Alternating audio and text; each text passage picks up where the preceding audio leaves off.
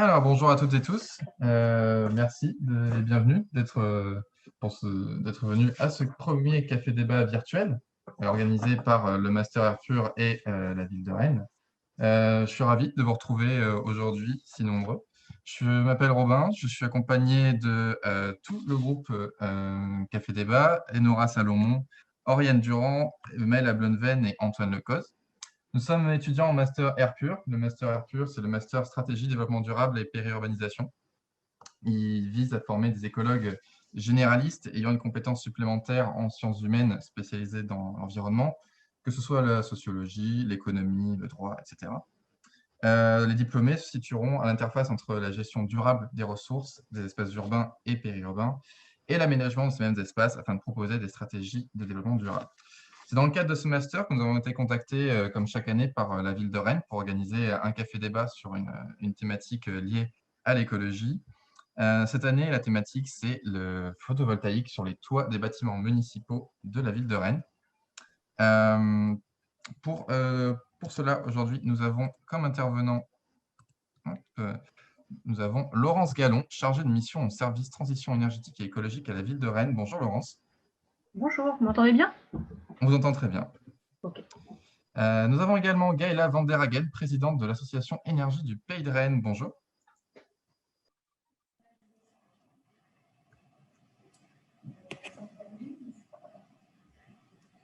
Nous avons également Alexis Avenel, responsable projet chez Cohérence Énergie. Bonjour Alexis. Bonjour à tous. Nous continuons avec Xavier Martin, chargé d'opération chez Legendre Énergie. Bonjour. Bonjour. Et pour terminer, nous avons Michel Jansens, conseiller énergie-climat à la communauté de communes du Val d'Île-de-Bigné. Bonjour. Bonjour à toutes et à tous. Alors, petit déroulé pour le café débat. Donc, nous allons commencer avec une petite introduction sur le PAEDC, 5 axes pour la transition énergétique à Rennes, présenté par Laurence Gallon. Ensuite, nous allons avoir 4 ateliers thématiques qui vont fonctionner de la même façon, c'est-à-dire que pendant 5 à 10 minutes maximum, l'intervenant en question présentera son sujet. Et puis après, il y aura une phase de questions-réponses, de réactions, d'échanges durant, pareil, à peu près 10 minutes. Sachant que tout au long des présentations, vous pouvez poser des questions via le chat ou via précisément l'onglet questions-réponses, où les panélistes, tous les intervenants peuvent y répondre tout au long de leur intervention et même tout au long du café débat. Alors, je vais juste demander aux intervenants, si possible, de se limiter aux 10 minutes, parce qu'il y a beaucoup de sujets à aborder aujourd'hui. Je sais que vous êtes tous très passionnés par ce que vous faites, mais il va falloir vraiment qu'on essaie de se limiter à ces 10 minutes-là. Et de toute façon, il y aura toutes les phases d'échange pour compléter si besoin. Et pour terminer, nous ferons un petit atelier participatif sur les idées reçues sur le photovoltaïque, donc animé par les étudiants, où là, nous nous mettrons à contribution avec des petits sondages. Le café débat sera en replay d'ici quelques jours. Il est actuellement enregistré. Il sera en replay sur la page Facebook si possible. Et voilà, je pense qu'on a fait un petit peu le tour. Je vais laisser la parole à Laurence Gallon. Si vous voulez partager votre écran, vous allez pouvoir normalement. Okay. Alors, vous allez me dire si ça fonctionne. Est-ce que vous voyez mon écran? Oui, on voit votre écran. Alors, est-ce qu'il faut que je le mette en plein écran? Est-ce que vous le voyez toujours si je fais ça? Ouais, c'est oui, parfait. on voit. Bon, je pense qu'il va y avoir des petits ratés au niveau enchaînement, mais ce n'est pas grave. Donc, voilà, je suis Laurence Gallon. Je suis chargée de mission au service transition énergétique et écologique, qui est un service mutualisé Rennes Métropole et Ville de Rennes. Je travaille à l'animation du PAEDC, qui est donc le plan d'action en faveur de l'énergie durable et du climat, au niveau de la ville de Rennes, qui est structuré en 5 axes et qui a été voté par les élus en 2017 et qui a pour objectif d'accélérer la transition énergétique sur le territoire de Rennes, avec des ambitions fortes qui sont de réduire les consommations d'énergie et de réduire les émissions de gaz à effet de serre, et également de développer les énergies renouvelables. Ces engagements, ils ont été réaffirmés dans le cadre du mandat 2020-2026 par les élus du mandat actuel. qui ont demandé en particulier de travailler sur le déploiement du solaire sur les bâtiments publics, de travailler de la rénovation thermique des gymnases et de poursuivre nos travaux de réduction des consommations et de dépenses d'énergie sur le patrimoine. Alors, c'est la 3e année que je propose un sujet aux étudiants du Master Air Pur dans le cadre de leur café débat. Donc d'abord, je tiens à remercier les étudiants pour leur travail, pour avoir réussi à organiser ce café débat virtuel. Ce n'est pas évident dans le contexte actuel, et d'avoir réussi à mobiliser sur le sujet du photovoltaïque. Je remercie aussi les différents intervenants d'avoir accepté de venir nous parler de leur propre retour d'expérience. Et je n'en doute pas, j'espère bien que les échanges seront constructifs sur le sujet du photovoltaïque. Alors, donc là, c'est juste une diapo que je voulais vous montrer pour vous montrer comment est organisé le plan d'action, le PAEDC à l'échelle de la ville de Rennes. Donc, tout d'abord, on a un axe de travail qui est la mobilisation de l'ensemble des acteurs du territoire et dès le plus jeune âge. Donc, on a mis en place des ateliers de sensibilisation à l'énergie pour les enfants dans les écoles primaires et maternelles. Et puis aussi, on travaille régulièrement avec des étudiants comme aujourd'hui, pour faire travailler, pour s'enrichir les uns les autres, pour porter des projets ensemble et valoriser des initiatives citoyennes et des initiatives de jeunes étudiants. Le 2e axe, c'est de travailler sur notre patrimoine municipal. Donc, il faut savoir que la ville de Rennes, elle a un parc bâti de presque 700 000 m² de surface chauffée. Donc des écoles, des équipements de quartier, des bureaux, des équipements sportifs. Et on a une enveloppe qui nous permet de rénover énergétiquement notre patrimoine entre 3 à 4 millions d'euros par an. Et ça nous permet, là, en 10 ans, on a réussi à diminuer de plus de 13% nos consommations de chauffage. Donc, on continue à travailler sur cette question des consommations d'énergie. Un autre axe concerne tout ce qui concerne les aménagements publics et pour réduire les factures d'énergie et accroître l'efficacité énergétique des logements. Par exemple, développer l'approche bioclimatique, concevoir des bâtiments en essayant de tendre vers le passif, développer la production d'énergie renouvelable et diminuer l'empreinte écologique des bâtiments en utilisant notamment des matériaux biosourcés. Ce qui nous concerne aujourd'hui, c'est l'axe développement durable. Donc, on y travaille depuis de nombreuses années. Et en particulier, la ville de Rennes, elle a plusieurs axes de déploiement des énergies renouvelables. Elle n'a pas que le photovoltaïque, il y a aussi le bois énergie. Aujourd'hui, on a 5 chaufferies bois sur l'ensemble du parc qui sont en service. On a des installations solaires thermiques également. Et on a une partie de nos bâtiments qui sont raccordés au réseau de chaleur urbain. Aujourd'hui, on a 30 bâtiments de la ville raccordés et d'ici 2024, on va doubler notre nombre de bâtiments raccordés, on va monter à 60. On travaille aussi sur les raccordements au niveau du réseau sud de la ville. Et en matière de photovoltaïque, depuis à peu près une dizaine d'années, on installe une centrale photovoltaïque par an. Donc aujourd'hui, on a une dizaine en service. La majeure partie sont en injection réseau, il y en a 3 en autoconsommation. Et en ce moment, on a 6 projets en cours, dont des projets de grande envergure, là, au niveau du conservatoire régional du niveau du Blône, la piscine de Bréquigny et le gymnase Beauregard, pour en citer certains. Également, on travaille avec dans le cadre du projet Éclair, qui sera développé par Alexis Hamnel, je suppose, et Gaëla Van der Hagen, qui est un projet d'autoconsommation collective. Et donc, on s'inscrit dans ce cadre en proposant des sites pour de la production et de la consommation. Et enfin, le dernier axe concerne la rénovation énergétique des logements et du tertiaire. Vous avez certainement entendu parler de la plateforme Éco-Travaux qui accompagne les propriétaires de bâtiments et de maisons individuelles pour disposer d'aides à la rénovation énergétique pour, encore une fois, réduire les consommations d'énergie sur le territoire.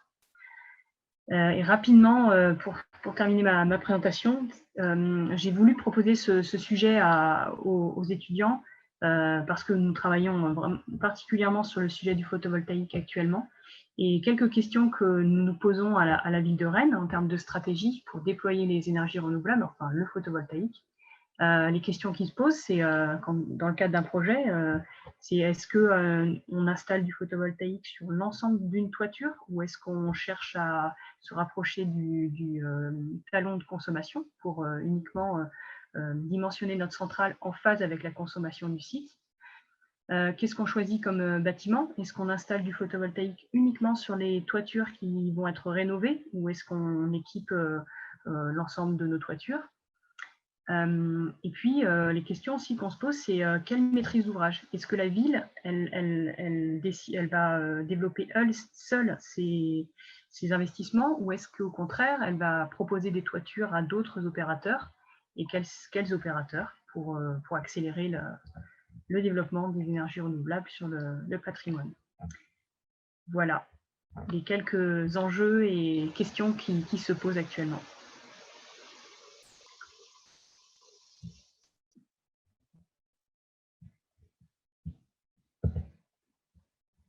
Je serai disponible pour répondre aux questions. Je ne sais pas comment vous souhaitez organiser les échanges.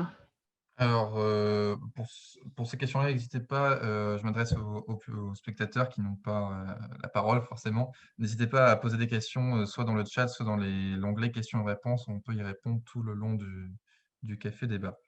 Ensuite, on va laisser la parole à Michel Jansens qui va nous présenter sa partie sur quel bâtiment, quel toit.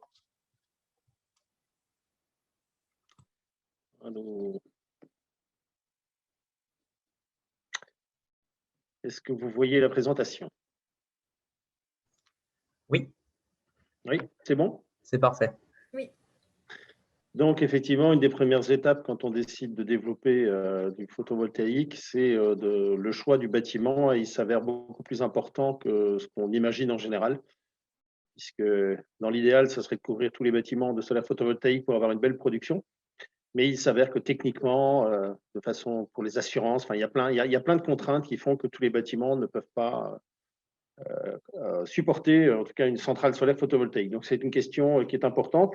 Alors ici dans la présentation de 10 minutes, je vais à la fois faire la présentation sur le bâtiment, le bâti en général, hein, qui concerne aussi bien d'ailleurs le privé, les entreprises ou le public, que les bâtiments publics, puisque les contraintes sont un peu les mêmes, hein, c'est des contraintes techniques qui sont un peu similaires pour l'ensemble. Et dans le cadre d'un plan d'action en faveur de l'énergie durable, de toute façon, il faut que tous les acteurs s'y mettent et pas que la collectivité. De toute façon, pour arriver à des productions, en tout cas suffisantes, et par rapport aux objectifs que la collectivité s'est fixés.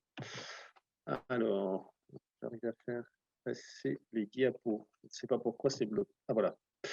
La première, vous avez une toiture. Donc là, je prends, ça peut être une école, ça peut être un bâtiment quelconque. Donc effectivement, le choix, c'est d'abord un choix d'orientation. Vous l'avez tous entendu parler, hein, le sud, c'est forcément le côté le plus favorable, puisque c'est le côté qui va recevoir le plus d'énergie. Donc le sud est toujours plus intéressant, ce qui n'empêche que les autres orientations, que ce soit est, ouest, sud-ouest, peuvent également recevoir du photovoltaïque. Sur le petit tableau à côté, vous avez hein, les niveaux de performance de rendement en pourcentage par rapport au 100% au sud. Effectivement, on a un peu moins de production, mais ce n'est pas pour ça qu'il faut le laisser tomber. Ça peut être étudié, effectivement, cette production sur les autres pans de toiture. Le deuxième facteur important, c'est la pente, avec une pente idéale, effectivement, qui est d'à peu près de 30 degrés. Hein. La pente de toit idéale sous nos latitudes, c'est 30 degrés. On le voit bien, hein, 30 degrés au sud, on est à 100%, dans le petit tableau en bas à droite. Et par contre, on peut avoir une pente, quasi pas de pente, donc à 1 degré, mais on arrive à 86% de rendement. Ça, c'est si on a une toiture solaire photovoltaïque sur une toiture plate, déposé sur la toiture et pas mis sur des bâtis alu. Donc, on voit que les possibilités sont multiples. Ça, c'est pour les critères orientation et inclinaison. Donc, après, il y a le critère du poids d'un panneau solaire photovoltaïque. Alors, juste petite anecdote, hein, la dimension d'un panneau solaire photovoltaïque, c'est approximativement 1 mètre sur 1,6 mètre. Ce qui est étrange, d'ailleurs, c'est que ça correspond au fameux nombre d'or. Hein. Je sais pas, c'est ceux qui connaissent le nombre d'or, ben, ça correspond. C'est la même chose pour une carte bancaire, par exemple, c'est un rectangle d'or. Ben, le panneau solaire photovoltaïque, il forme un rectangle d'or. Son poids, c'est à peu près entre… Alors, c'est des approximations, hein, ça va dépendre après des technologies et des types de matériel utilisés, mais on est à peu près entre 16 et 22 kilos. Le panneau. Un panneau, aujourd'hui, va produire en moyenne aujourd'hui 300, 330, 340 watts crête. Ce sont les panneaux qu'on retrouve le plus couramment aujourd'hui. Par contre, effectivement, vous allez le mettre sur soit une toiture en ardoise, soit une toiture en tuile plate, soit une toiture en zinc, si on est sur des toitures qui sont des toitures à pente. En fonction de l'intégration que vous allez pouvoir faire, une toiture en ardoise, on voit qu'on est à 27 kg du mètre carré. Donc, effectivement, en enlevant les ardoises et en mettant les panneaux, on prend très peu de risques puisque en fait, le poids du panneau va être inférieur au poids des ardoises enlevées. En tuile plate, on est quasi similaire. Par contre, dans les toitures en zinc, on est plus proche. La toiture en zinc, elle représente 8 kg par mètre carré. Donc, effectivement, il faut tenir compte de la charge supplémentaire qu'on va y apporter en y mettant une centrale solaire photovoltaïque. Se pose après la question des toitures plates, qui sont un grand pool de bâtiments qui peut y avoir à la fois dans les bâtiments publics et à la fois dans les bâtiments d'activité, des entreprises, des magasins, des commerces. Donc, et là où, d'ailleurs, on a eu le souci sur Rennes avec Énergie en Pays de Rennes quand on a étudié la possibilité d'en mettre sur la patinoire de Rennes, c'est le problème que l'on rencontre et on s'aperçoit qu'en fait c'est un problème important, c'est le problème de l'isolant. Donc là, vous avez une toiture, où vous avez la base de la toiture, l'isolant qui est mis dessus, parce qu'il faut isoler cette toiture point de vue énergétique, et puis vous avez la couche de revêtement bitumineux qui vient se mettre au-dessus. Le problème, c'est que quand le bâtiment n'est pas prévu pour supporter une charge supplémentaire, une centrale solaire thermique, une centrale solaire photovoltaïque par exemple, en général, on emploie un isolant qui est un isolant avec une assez faible compressibilité. Pourquoi? Parce que c'est le moins cher aussi. Donc, on ne va pas aller mettre un isolant qui est plus cher alors qu'au départ, il n'y avait pas de but de prévu. Donc, ces isolants, en fait, de faible compressibilité, aujourd'hui, pour le bâtiment qui n'a pas été construit pour, on remarque qu'ils sont quand même très, très importants et donc ne sont pas capables de supporter le poids d'une centrale solaire photovoltaïque. Donc, si on veut y mettre une centrale solaire photovoltaïque sur ces toitures-là, il faut attendre soit la révision complète de la toiture avec la reprise de l'isolant, soit il faut surtout d'ailleurs, travailler sur tout ce qui est le neuf aussi, de rendre ces toitures compatibles avec la mise en place d'une centrale solaire photovoltaïque ou thermique, en tout cas d'une surcharge, à la fois sur la compressibilité des isolants et sur toutes les descentes de charge sur la structure même du bâtiment. Mais ce problème des isolants est un problème important aujourd'hui qui ne permet pas de mettre des centrales solaires sur toutes les toitures existantes. Parce que la reprise d'une toiture complète a un montant énorme, c'est très très cher à refaire. Elle est prévue sur le papier pour une durée d'à peu près 15 ans, 15 à 20 ans. On voit qu'il y a des toitures qui tiennent 40 à 50 ans, elles ne souffrent pas, enfin, elles ne vieillissent pas toutes de la même façon. Et donc, c'est un problème important pour toutes ces toitures plates, qui sont malheureusement les grosses toitures et le gros potentiel qu'on peut avoir.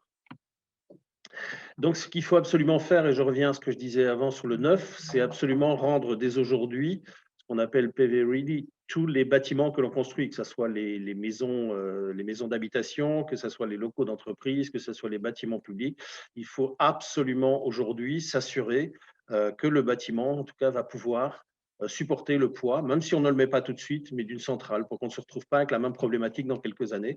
Mais au moins, si on a l'attestation dès le départ du bureau de contrôle du bâtiment, comme quoi la charpente, la toiture, l'isolant a la capacité de supporter. Donc, on a rendu le bâtiment PV ready pour pouvoir le supporter plus tard. Et ça, pour les collectivités, c'est impératif à faire. Et pour les bâtiments d'activité qui s'installent sur le territoire, ce n'est pas très compliqué. On travaille avec l'équipe de maîtrise d'œuvre au départ en leur demandant de rendre ce bâtiment compatible avec les poids supplémentaires et la mise en place de ces centrales. Pour ce qui concerne rapidement l'outil qui est mis en place par la métropole de Rennes, c'est effectivement, je ne sais pas si tout le monde le connaît, c'est l'outil donc In Sun We Trust qui permet effectivement qui est un outil à la fois de sensibilisation et qui permet d'orienter un peu pour les personnes qui se posent la question de voir à mettre en place des centrales solaires sur leur toiture, c'est de voir le potentiel que la toiture peut représenter.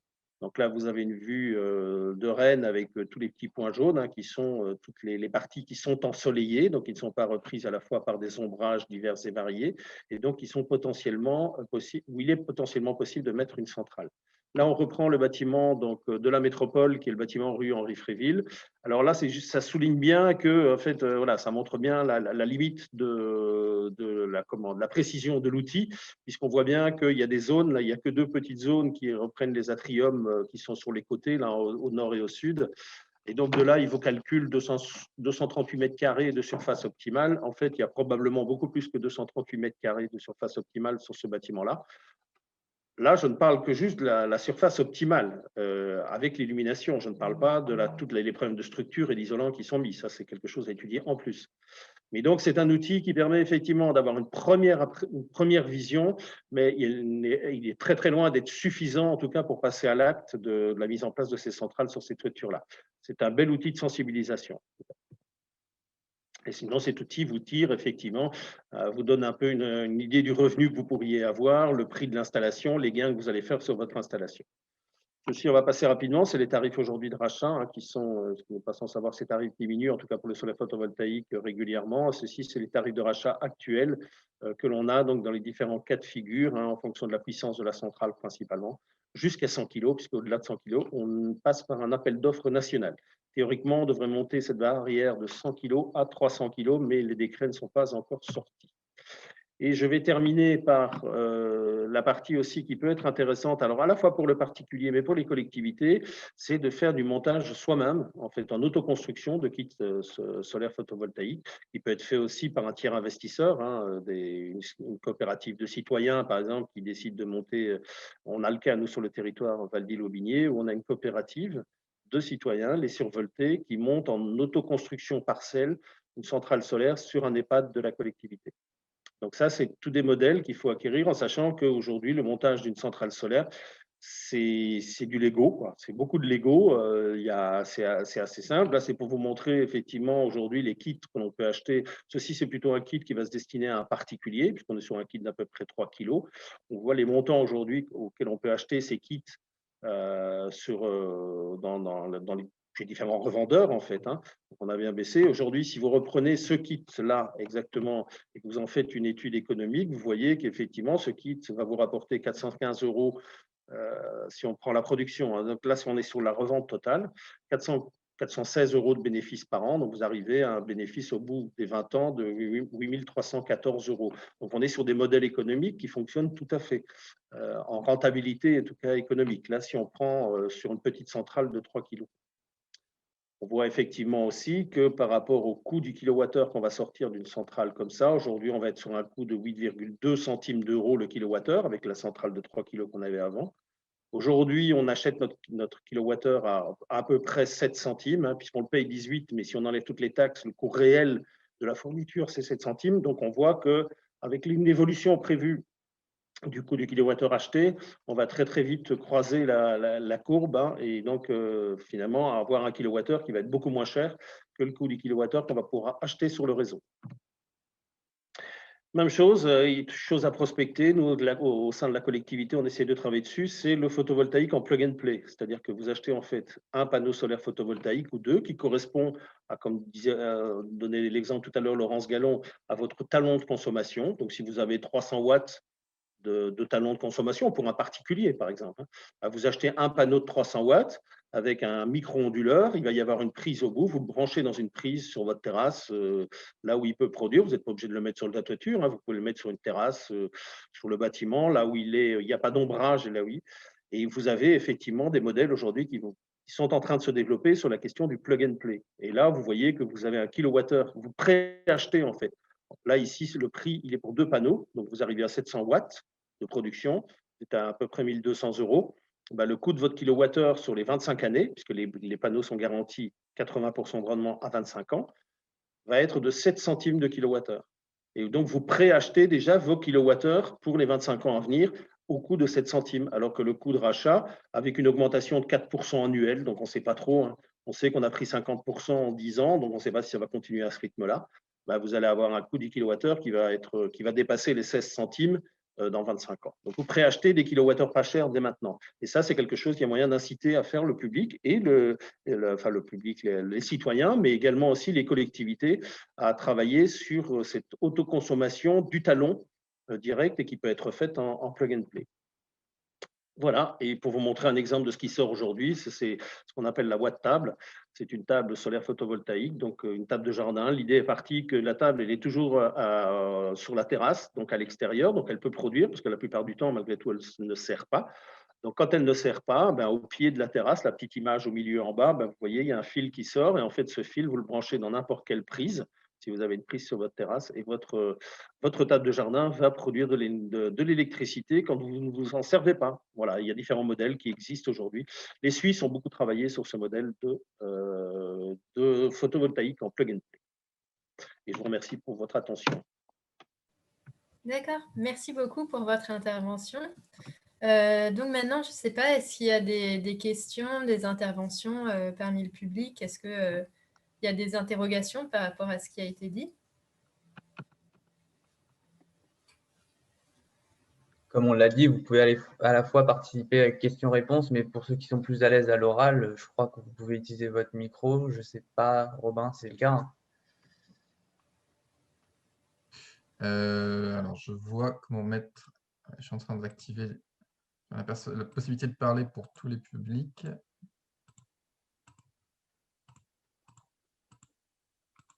Sinon, si parmi les autres intervenants, quelqu'un veut réagir à ce qui a été dit, n'hésitez pas également.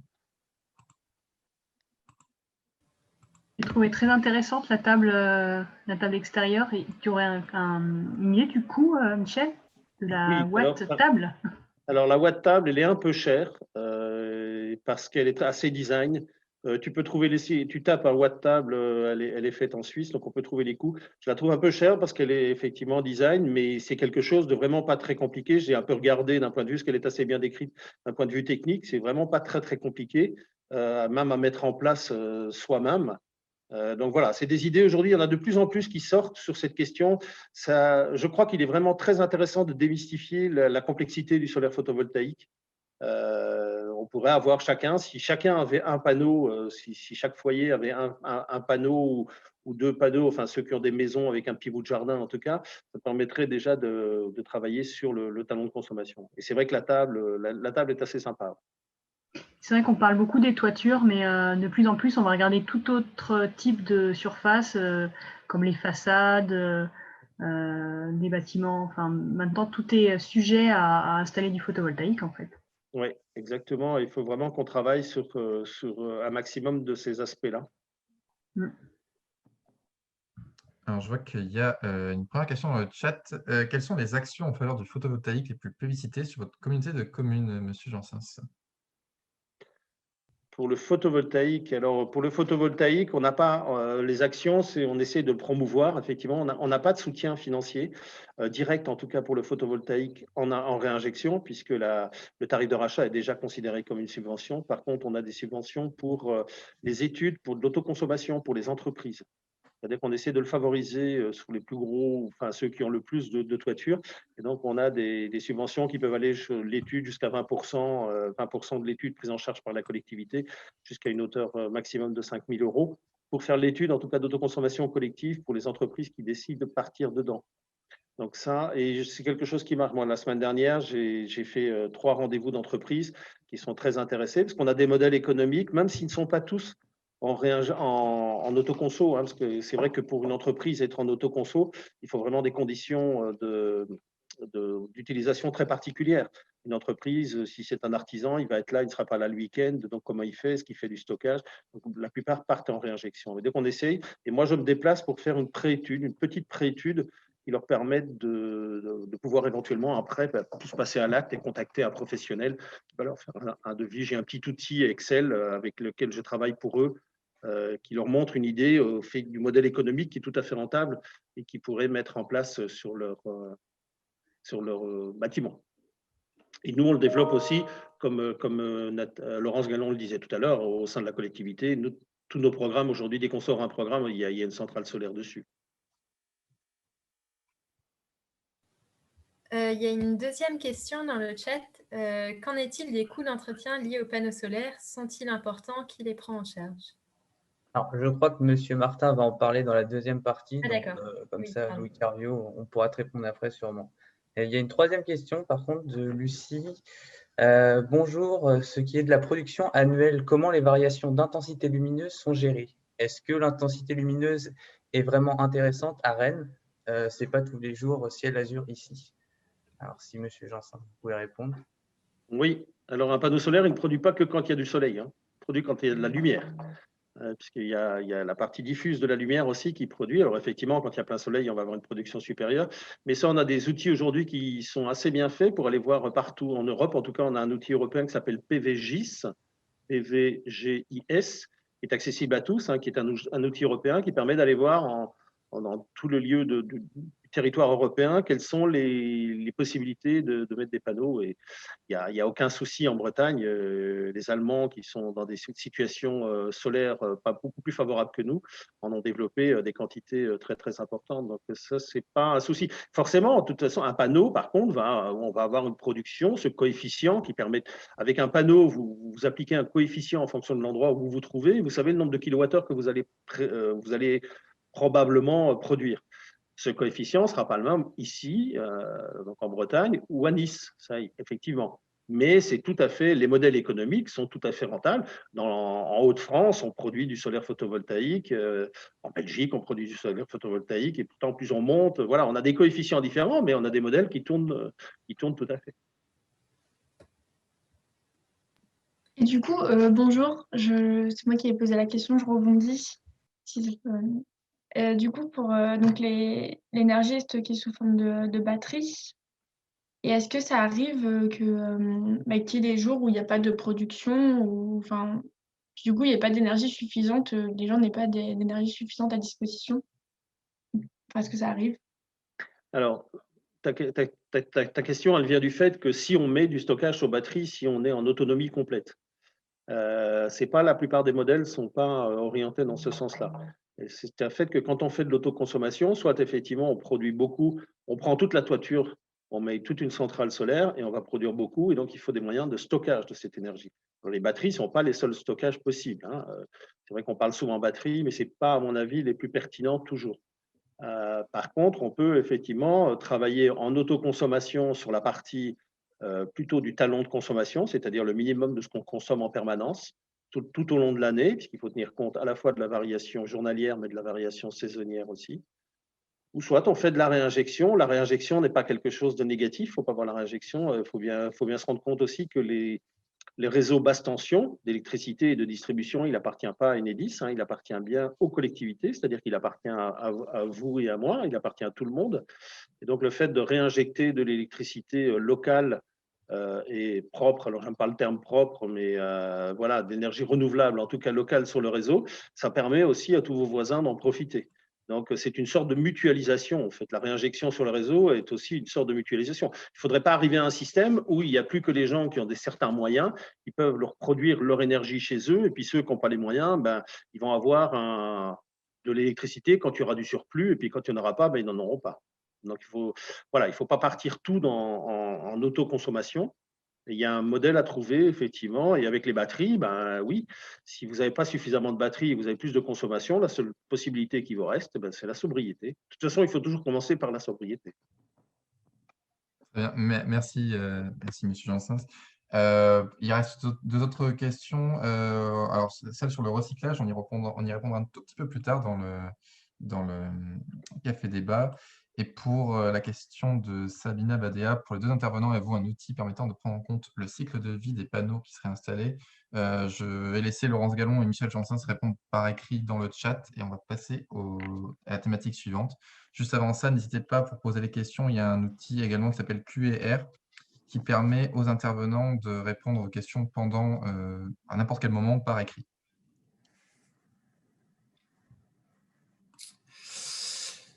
Alors, je vais vous partager mon écran.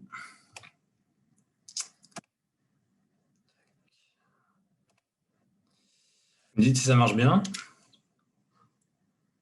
Oui, très bien. Parfait. Ouais. Je vais mettre... Ok. Alors, donc, moi, je travaille chez Legendre Énergie, qui est une société qui est filiale du groupe Legendre, qui développe, installe et maintient des centrales photovoltaïques. Donc, c'est ce dont je vais vous parler aujourd'hui. Donc, en premier lieu, je vais vous parler de comment on construit une centrale photovoltaïque. Alors, mon message ici il va être un peu le même que Michel Jansin, qui est de prendre en compte le photovoltaïque à la construction. C'est-à-dire qu'un bâtiment qui va être existant va le plus souvent pas être adapté à recevoir du photovoltaïque. Il y a plusieurs contraintes. Et donc, ces contraintes, il faut les prendre en compte pour réaliser une installation photovoltaïque qui va être optimisée et performante.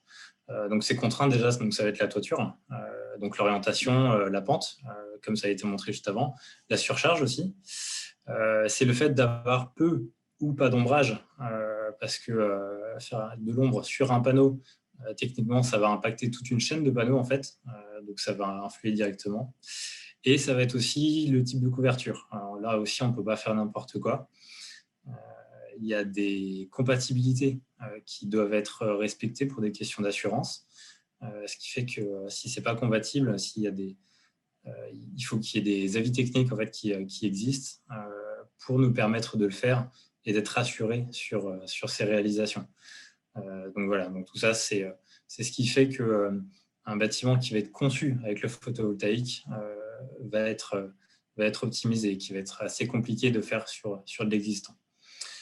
Comment se construit une centrale solaire aussi. Donc, ce qu'il faut savoir, c'est que c'est beaucoup de temps de préparation. Et pour un temps de travaux qui va être assez réduit, par exemple, une surface assez classique de 400-500 mètres carrés, ça va être environ 3 semaines de travaux. La majeure partie du temps, ça va être de la préparation, donc déjà avoir les autorisations au niveau urbanisme, donc que ce soit bien indiqué dans un permis de construire. Les démarches aussi avec Enedis, donc qui gère le réseau, qui doit être au courant de l'installation photovoltaïque, c'est une obligation aussi. Et aussi également EDF, dans le cas où on revend son électricité à EDF.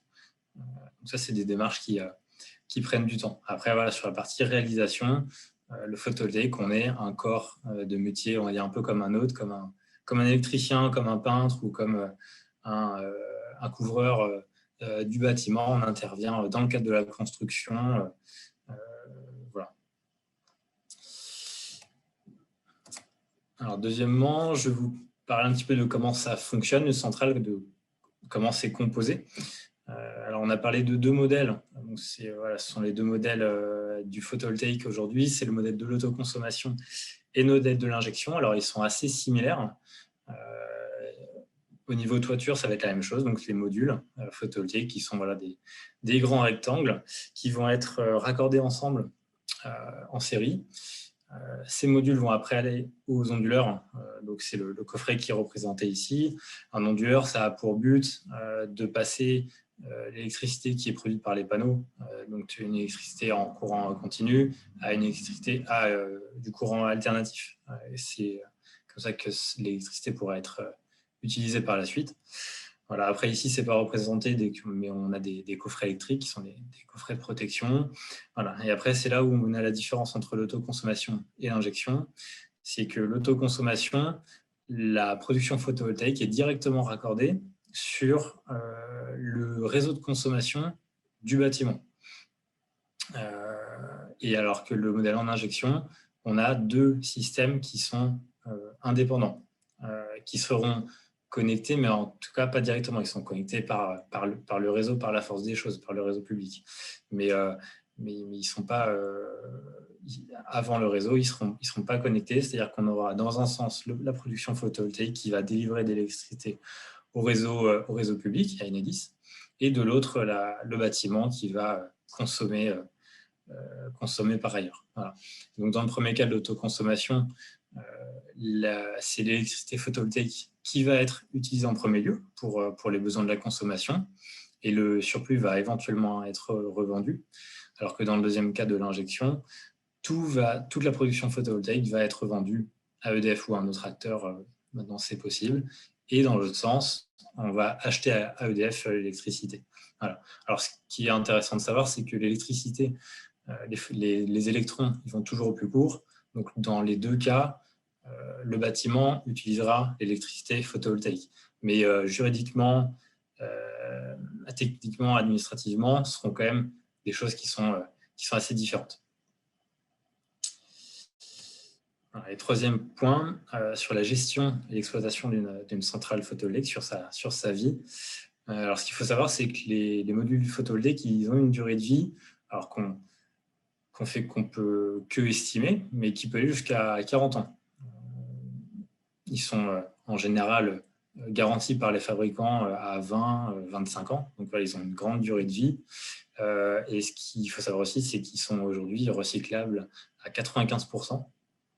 Qu'il y a des usines de recyclage qui sont réalisées uniquement pour les panneaux photovoltaïques, voilà, qu'il y a un circuit qui a été mis en place par l'État pour recycler les panneaux et qui est financé par les fabricants de panneaux. Donc ça, c'est quelque chose qui est assez intéressant.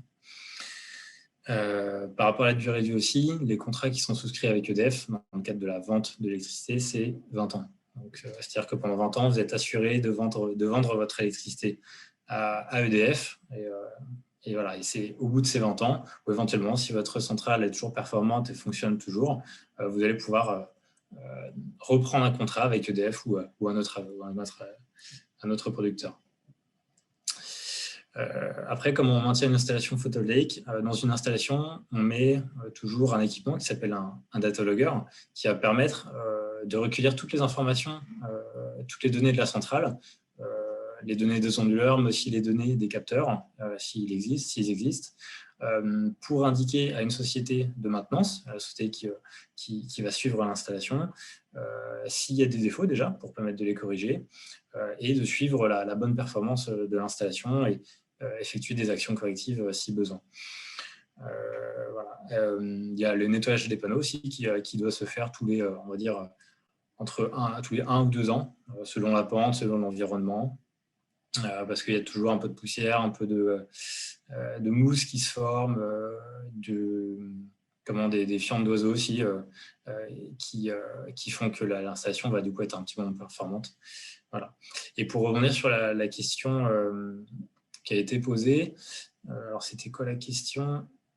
Ah oui, c'était sur le coût de la maintenance. Alors c'est un coût qui est pris en charge par le propriétaire de la centrale, mais c'est un coût qui va être, on va dire, largement amorti par le maintien de la performance de l'installation. C'est-à-dire qu'il mieux vaut payer un mainteneur pour faire que la centrale continue à bien marcher plutôt que la centrale se dégrade au fil du temps.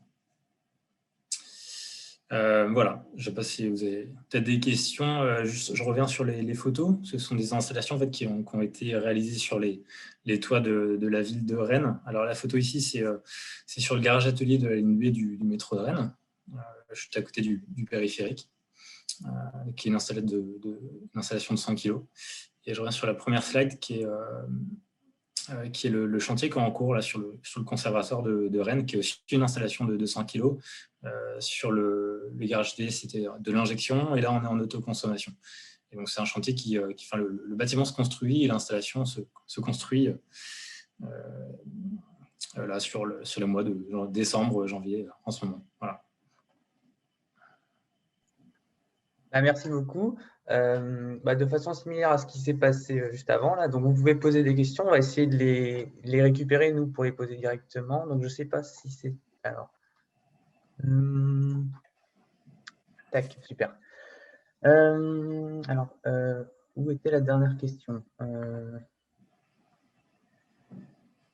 Si vous retrouvez où on en était, moi, je suis un peu perdu, je suis désolé. Alors… J'habite Saint-Malo et je vous écoute en tant que voisine. Alors, je ne sais pas si c'est pour M. Martin, mais bon, l'intervenant qui voudra répondre pourra. J'habite Saint-Malo et je vous écoute en tant que voisine pour éventuellement m'inspirer. Mon questionnement est pourquoi le photovoltaïque n'est plus développé. J'habite en appartement, je ne me sens donc pas directement concernée pour pouvoir en installer chez moi. Je suis quand même intéressée par son développement et la sensibilisation autour de moi. Alors, c'était peut-être une… Je ne sais pas si M. Martin, vous pouvez répondre. Alors, c'est une bonne question et je partage aussi l'interrogation pourquoi c'est pas plus développé. Si je devais y répondre, je dirais que c'est un domaine qui est encore très jeune, qui est, voilà, on n'en fait vraiment que depuis les années 2000, du photovoltaïque, donc c'est quand même très très jeune. Dans les années 2000, il y a eu énormément de sociétés qui se sont créées et il y a eu beaucoup de sociétés qui ont fait du mal à l'image du photovoltaïque, ce qui fait qu'il y a aujourd'hui beaucoup de préjugés et d'idées reçues sur le photovoltaïque, ce qui est assez étonnant. Donc il y a pas mal d'évangélisation à faire. Ce café débat en fait partie, d'expliquer aux gens qu'il faut démystifier le photovoltaïque, c'est quelque chose qui est relativement simple une fois dès lors que c'est bien prévu, c'est bien quelque chose de green, si je peux me permettre. Voilà. Moi, je veux bien compléter. Et tu en as parlé, Michel, c'est par exemple le cadastre solaire qui permet de voir un petit peu sur un territoire quels sont les potentiels sur des toitures de maisons individuelles. Regarder, faire un peu de pédagogie sur le photovoltaïque. C'est vrai que quand on habite en appartement, on peut se demander qu'est-ce qu'on peut faire pour accompagner le développement des énergies renouvelables. Moi, j'en vois deux. C'est d'abord par son fournisseur d'électricité. Bon, c'est intéressant d'aller voir ce que proposent les différents fournisseurs. Je ne sais pas si, moi, régulièrement, je suis appelée par des comparateurs de fournisseurs d'énergie et c'est bien d'aller regarder ce qu'ils proposent et de voir, beaucoup proposent de l'énergie verte, mais c'est bien d'aller regarder qu'est-ce qu'il y a derrière ces fournisseurs et on peut intervenir comme ça, comme citoyen consommateur. Et je pense aussi aux citoyens, aux coopératives citoyennes, au financement participatif citoyen. Et je suppose, Gaëla, que tu et Alexis, vous allez en parler. Voilà, en appartement, on peut participer à un projet d'énergie renouvelable autrement qu'en installant une centrale sur son toit. Tout à fait. De plein de façons différentes.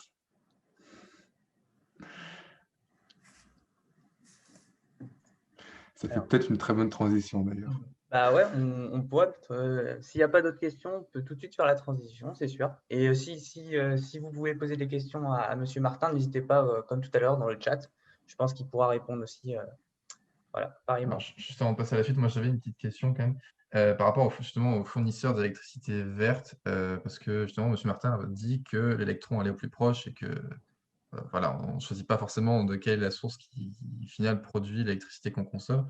Est-ce que les fournisseurs d'électricité verte, est-ce qu'elle est vraiment verte, cette électricité? Est-ce qu'on a la certitude qu'elle provient d'une éolienne, d'un panneau photovoltaïque, d'un barrage, ou est-ce que c'est plus de l'administratif?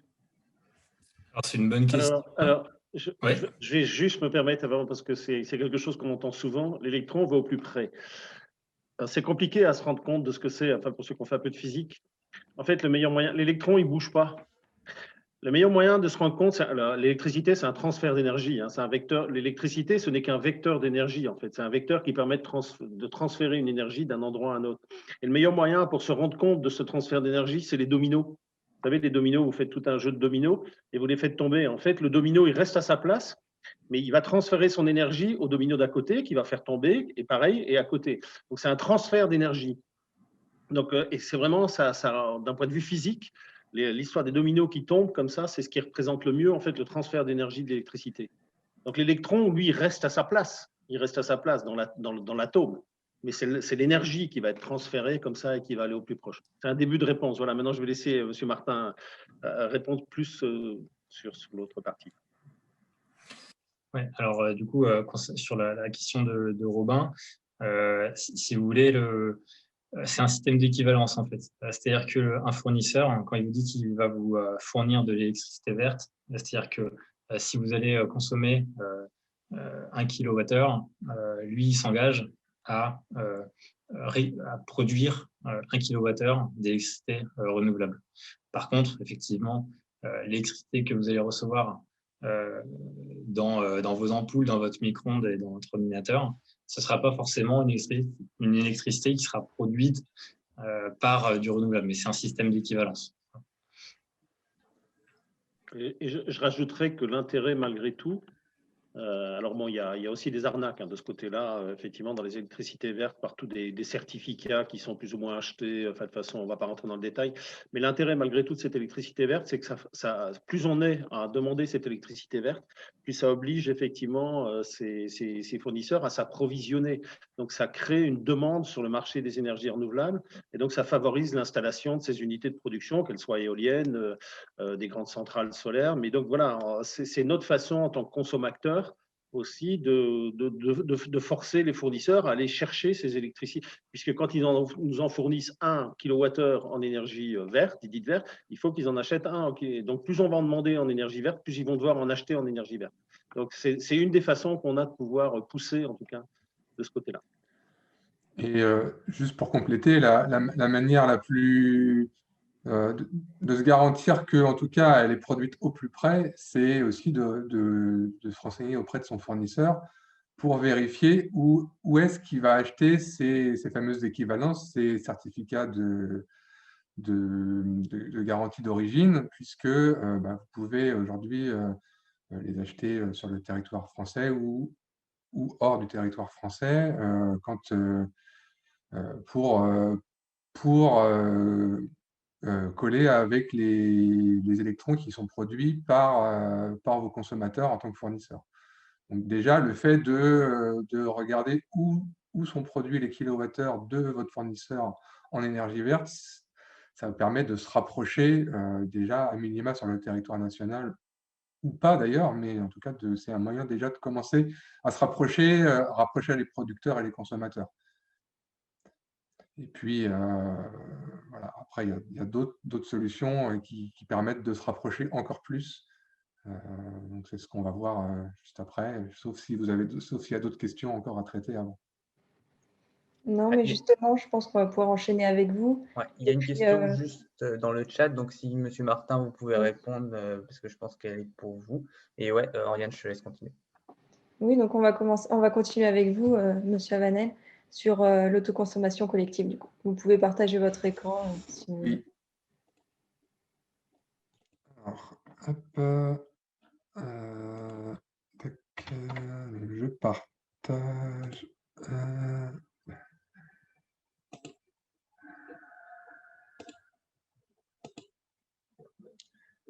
Est-ce que c'est bon, vous voyez l'écran là? Oui. Oui, vous pouvez.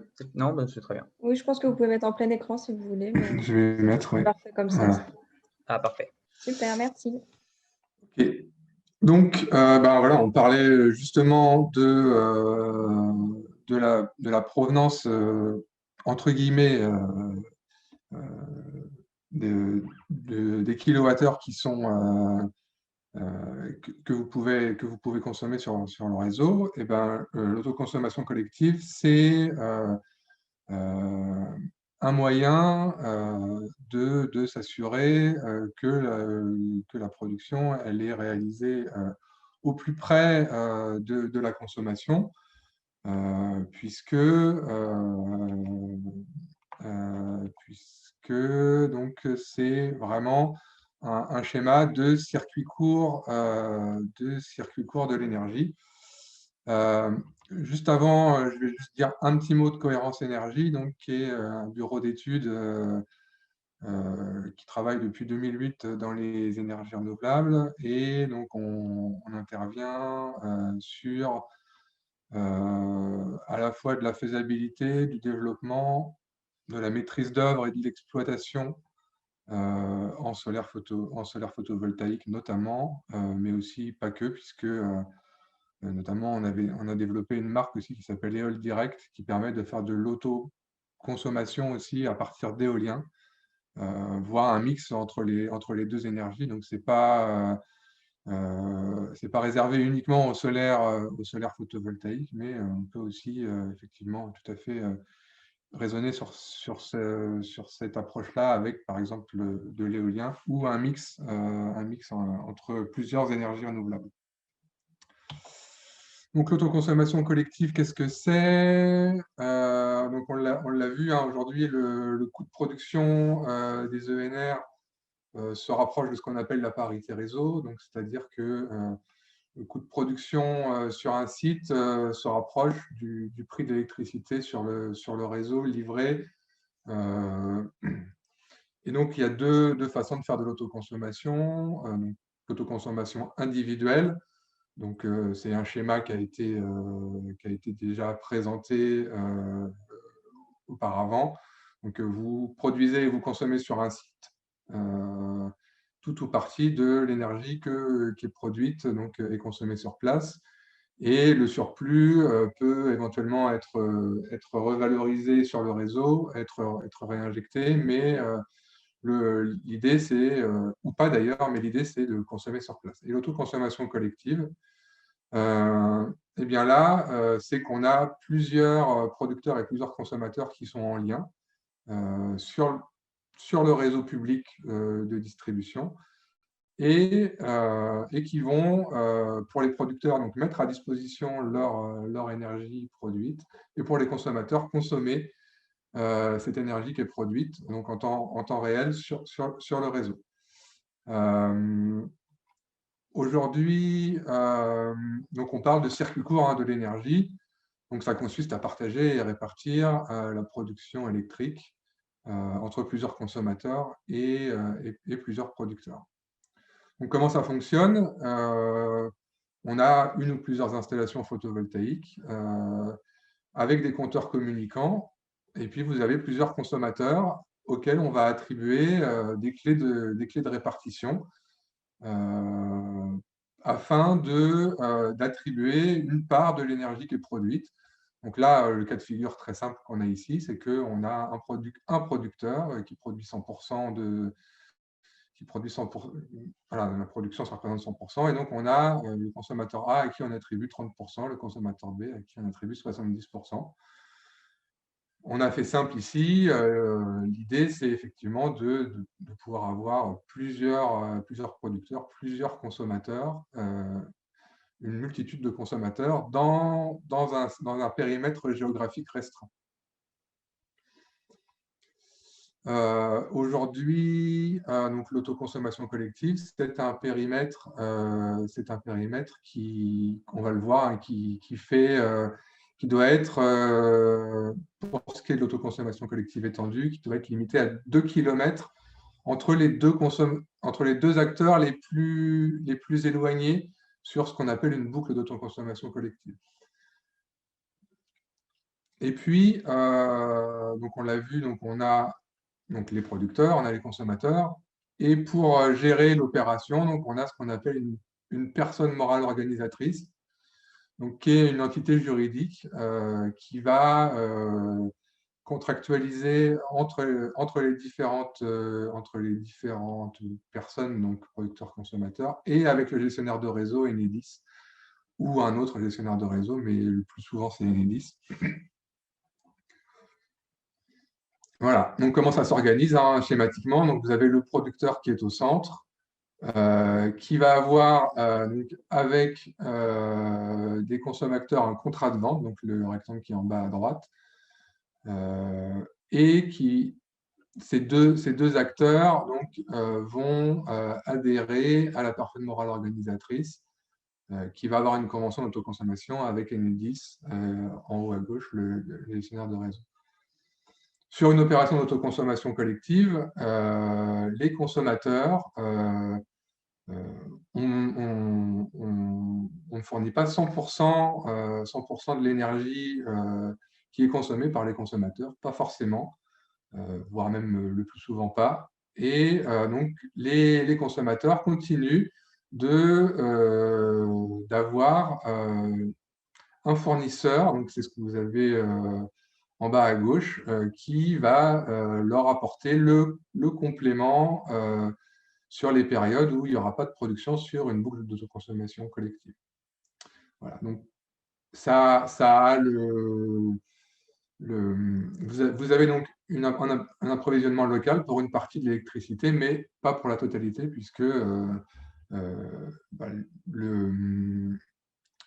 un producteur photovoltaïque ne va pas produire 100% du temps, notamment sur les périodes de nuit, hein, effectivement, où là, il n'y a pas de production.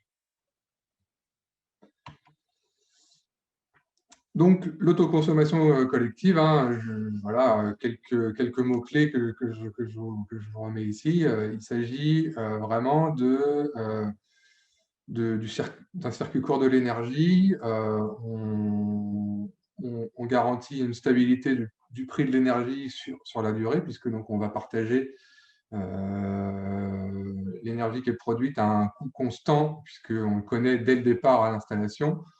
On va directement du producteur au consommateur. Donc, on rejoint les notions d'économie circulaire et ce genre de choses. Voilà. Maintenant, je vais en venir un petit peu sur un projet qu'on développe. Bon, j'ai plusieurs exemples, mais on va s'attarder plus précisément sur le projet qu'on accompagne sur la ville de Rennes. Donc, qui est le projet Éclair. Donc, Éclair, c'est un acronyme, hein, c'est Énergie citoyenne locale en autoconsommation innovante de Rennes Sud. Voilà, pour être tout à fait précis sur ce que ça veut dire. Donc, c'est un projet d'autoconsommation collective qui est porté par un collectif de citoyens.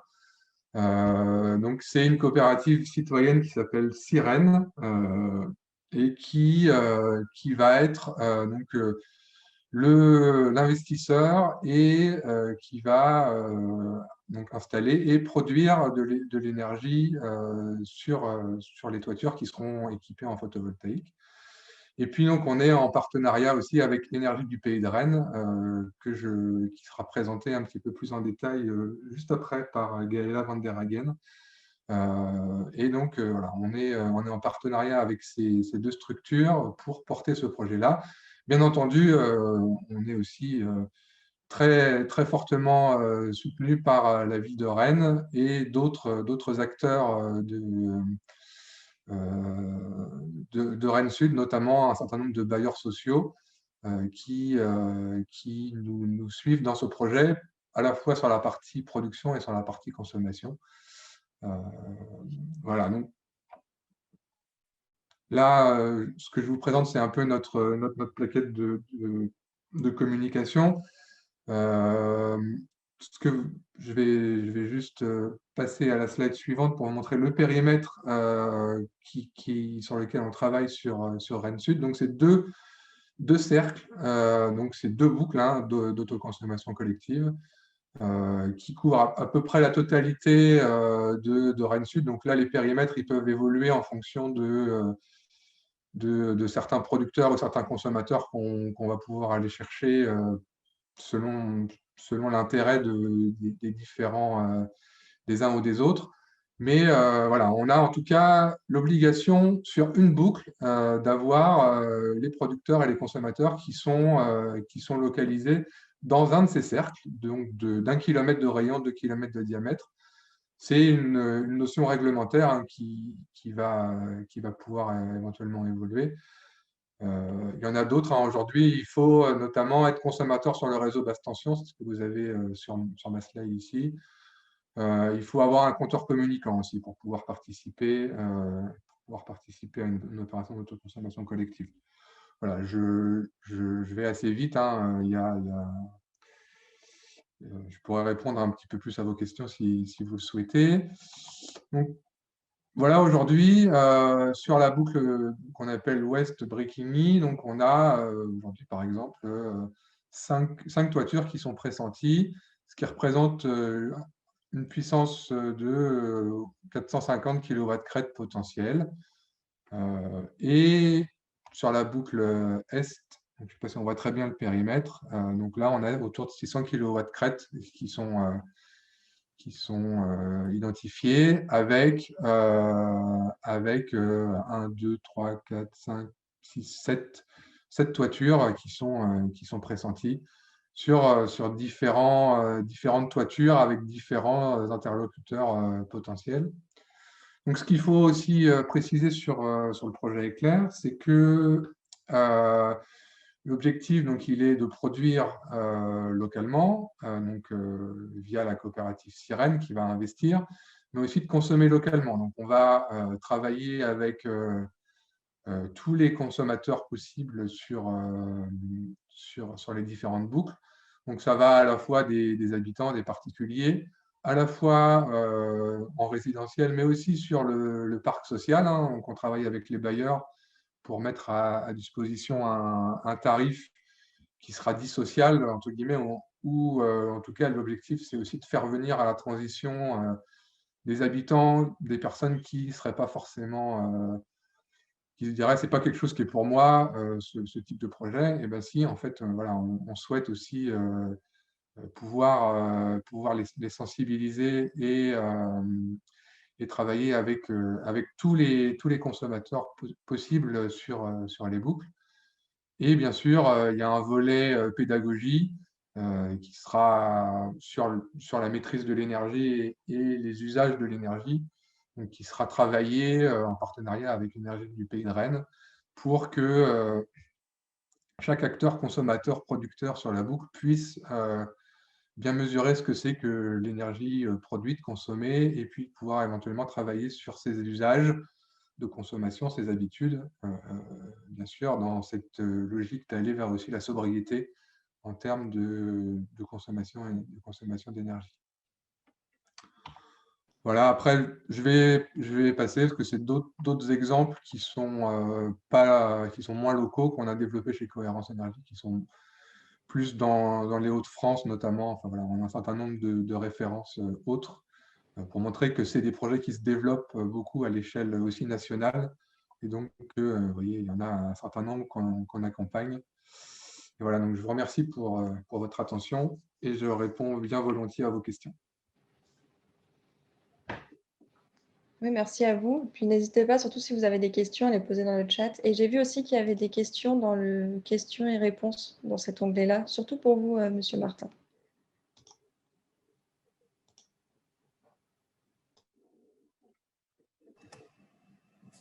Est-ce qu'il y a des questions auxquelles je n'aurais pas répondu? Je ne sais pas, il y en avait deux. Ouais, il y en avait deux dans questions-réponses. Dans l'onglet QR, vous pouvez répondre par écrit directement aux personnes qui ont posé la question. Ouais.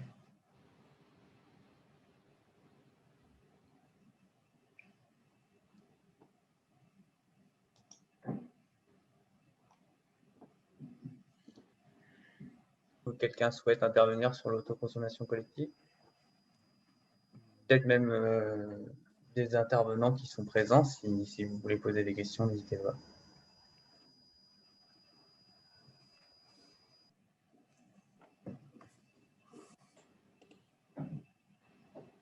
Juste une petite chose que je n'ai pas précisée sur le projet Éclair, c'est que dans les soutiens partenaires qui soutiennent le projet, donc on est soutenu par la région Bretagne aussi dans le cadre des fonds FEDER qui accompagnent le développement du modèle de consommation collective. Et donc aujourd'hui, voilà, on a aussi un fort soutien, notamment financier pour la partie études et investissements sur ce projet par la région. Vous avez peut-être vu le logo sur une partie des slides, mais je pense que c'est aussi important de le dire, c'est qu'effectivement, on a ce soutien région Europe avec les fonds FEDER qui vient accompagner le développement du modèle autoconso collective et le projet Éclair.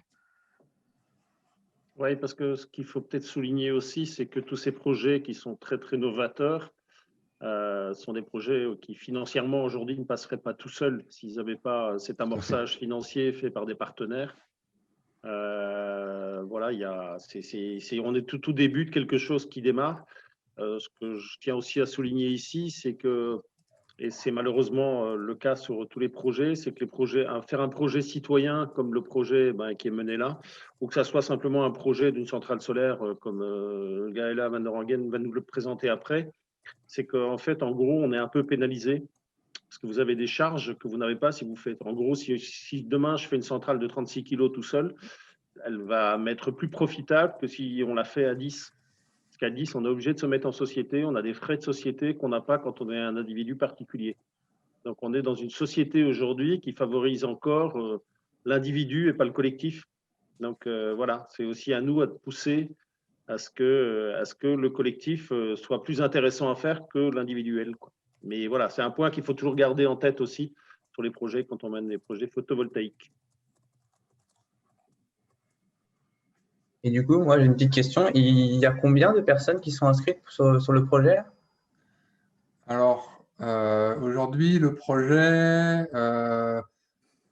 c'est en consommateur particulier, on a aujourd'hui, on ne produit pas, hein, c'est pas en service, c'est peut-être quelque chose que j'ai pas précisé. Les mises en service, c'est 2021-2022. Donc aujourd'hui, on ne commercialise pas encore de kilowattheures sur les boucles d'autoconsommation collective. Donc donc on a une trentaine de particuliers qui sont manifestés dans le cadre de l'étude de faisabilité, pour lesquels on collecte des données de consommation et donc qui pourraient, le jour où on sera producteur, qui pourront être les premiers consommateurs. Et on a une cinquantaine de sites au total. Notamment, l'idée, c'est aussi éventuellement de consommer sur les sites de production, donc tous les sites que j'ai pu présenter, les écoles de la ville de Rennes, lycées, les sites des bailleurs sociaux, etc. Donc, ce seront vraisemblablement, en tout cas on l'espère, les premiers consommateurs des boucles. Donc on a une cinquantaine de sites à peu près aujourd'hui qui sont déjà identifiés pour être consommateurs. Et bien entendu, dans le cadre du déploiement du projet, il faudra plus de consommateurs, il faudra aussi plus d'investisseurs, puisque pour installer des centrales photovoltaïques, il faut aussi des citoyens qui vont venir investir dans la coopérative. Donc, effectivement, là, c'est le travail qu'on va mener en lien avec l'énergie du Pays de Rennes et Cyrène, surtout d'ailleurs, qui va être mené par Cyrène et l'énergie du Pays de Rennes, aussi de convaincre les gens, les futurs consommateurs qui pourraient être intéressés, voilà, de prendre des parts dans la coopérative pour permettre le déploiement de ces centrales-là. Voilà, il y a tous ces enjeux-là aussi. Il ne faudra pas nécessairement être impérativement investisseur pour être consommateur, mais voilà, on travaille sur les différents axes pour que chacun puisse nous accompagner, les gens qui ne seraient pas sur la boucle puissent éventuellement investir pour soutenir le projet, les gens qui sont consommateurs puissent faire les deux, ou seulement consommer si c'est leur façon de soutenir le projet. D'accord. Je pense qu'on va passer au prochain intervenant. Juste si vous pouvez répondre à ma question dans le chat, est-ce que vous pensez que ce serait intéressant de mettre une boucle sur l'université, donc soit Beaulieu, soit Rennes 2? Peut-être que les étudiants pourraient être intéressés, ou j'en sais rien. Voilà. Si vous pouvez me répondre dans le chat, et Nora, je te laisse. Du coup, on va passer à la suite. Donc, si vous avez d'autres questions, n'hésitez pas à les poser dans le chat. Donc, du coup, on va passer à la quatrième partie, donc le retour d'expérience avec Gaïla van der Hagen, donc, qui va nous présenter l'association Énergie du Pays de Rennes. Donc, je vous laisse la parole, Madame van der Hagen, si le micro marche bien. Bonjour à tous, j'espère que mon micro marche mieux que tout à l'heure. Je vais vous partager aussi mon écran, donc voilà. Et j'aimerais juste savoir si vous voyez bien mon écran. Oui. C'est bon pour vous? Ok. Donc, Énergie du Pays de Rennes et Cyrène, on va aussi aborder l'entreprise. Eh bien, en fait, ce sont des citoyens du Pays de Rennes, donc rennais et communes autour de Rennes, donc vraiment le bassin rennais, qui ont des motivations et une vision partagée de ce qu'est l'énergie. Tout d'abord, on a cette conviction que l'énergie solaire, elle est disponible partout. Elle est disponible partout, qu'aujourd'hui, On a des moyens de l'utiliser, sans doute dans les années à venir, on en aura encore de meilleurs. Mais déjà aujourd'hui, eh bien, la preuve a été faite que une centrale solaire en Bretagne peut être rentable, y compris financièrement, pas que énergétiquement parlant. La deuxième chose qui nous anime, c'est que la solution de l'énergie viendra par le mix énergétique.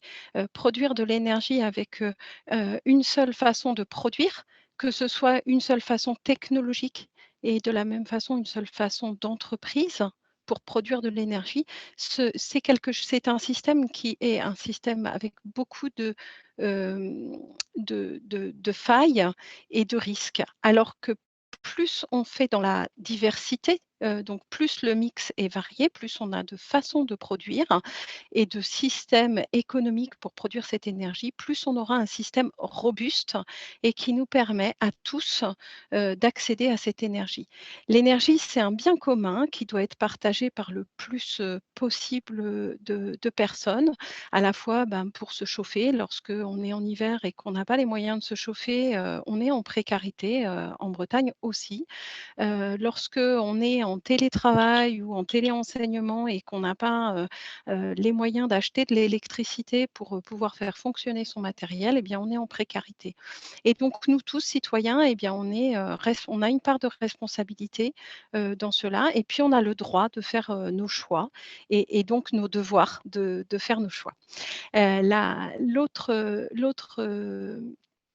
souci que l'on a, c'est que la production d'énergie, ça réclame de lourds investissements qui deviendront rentables sur le long terme.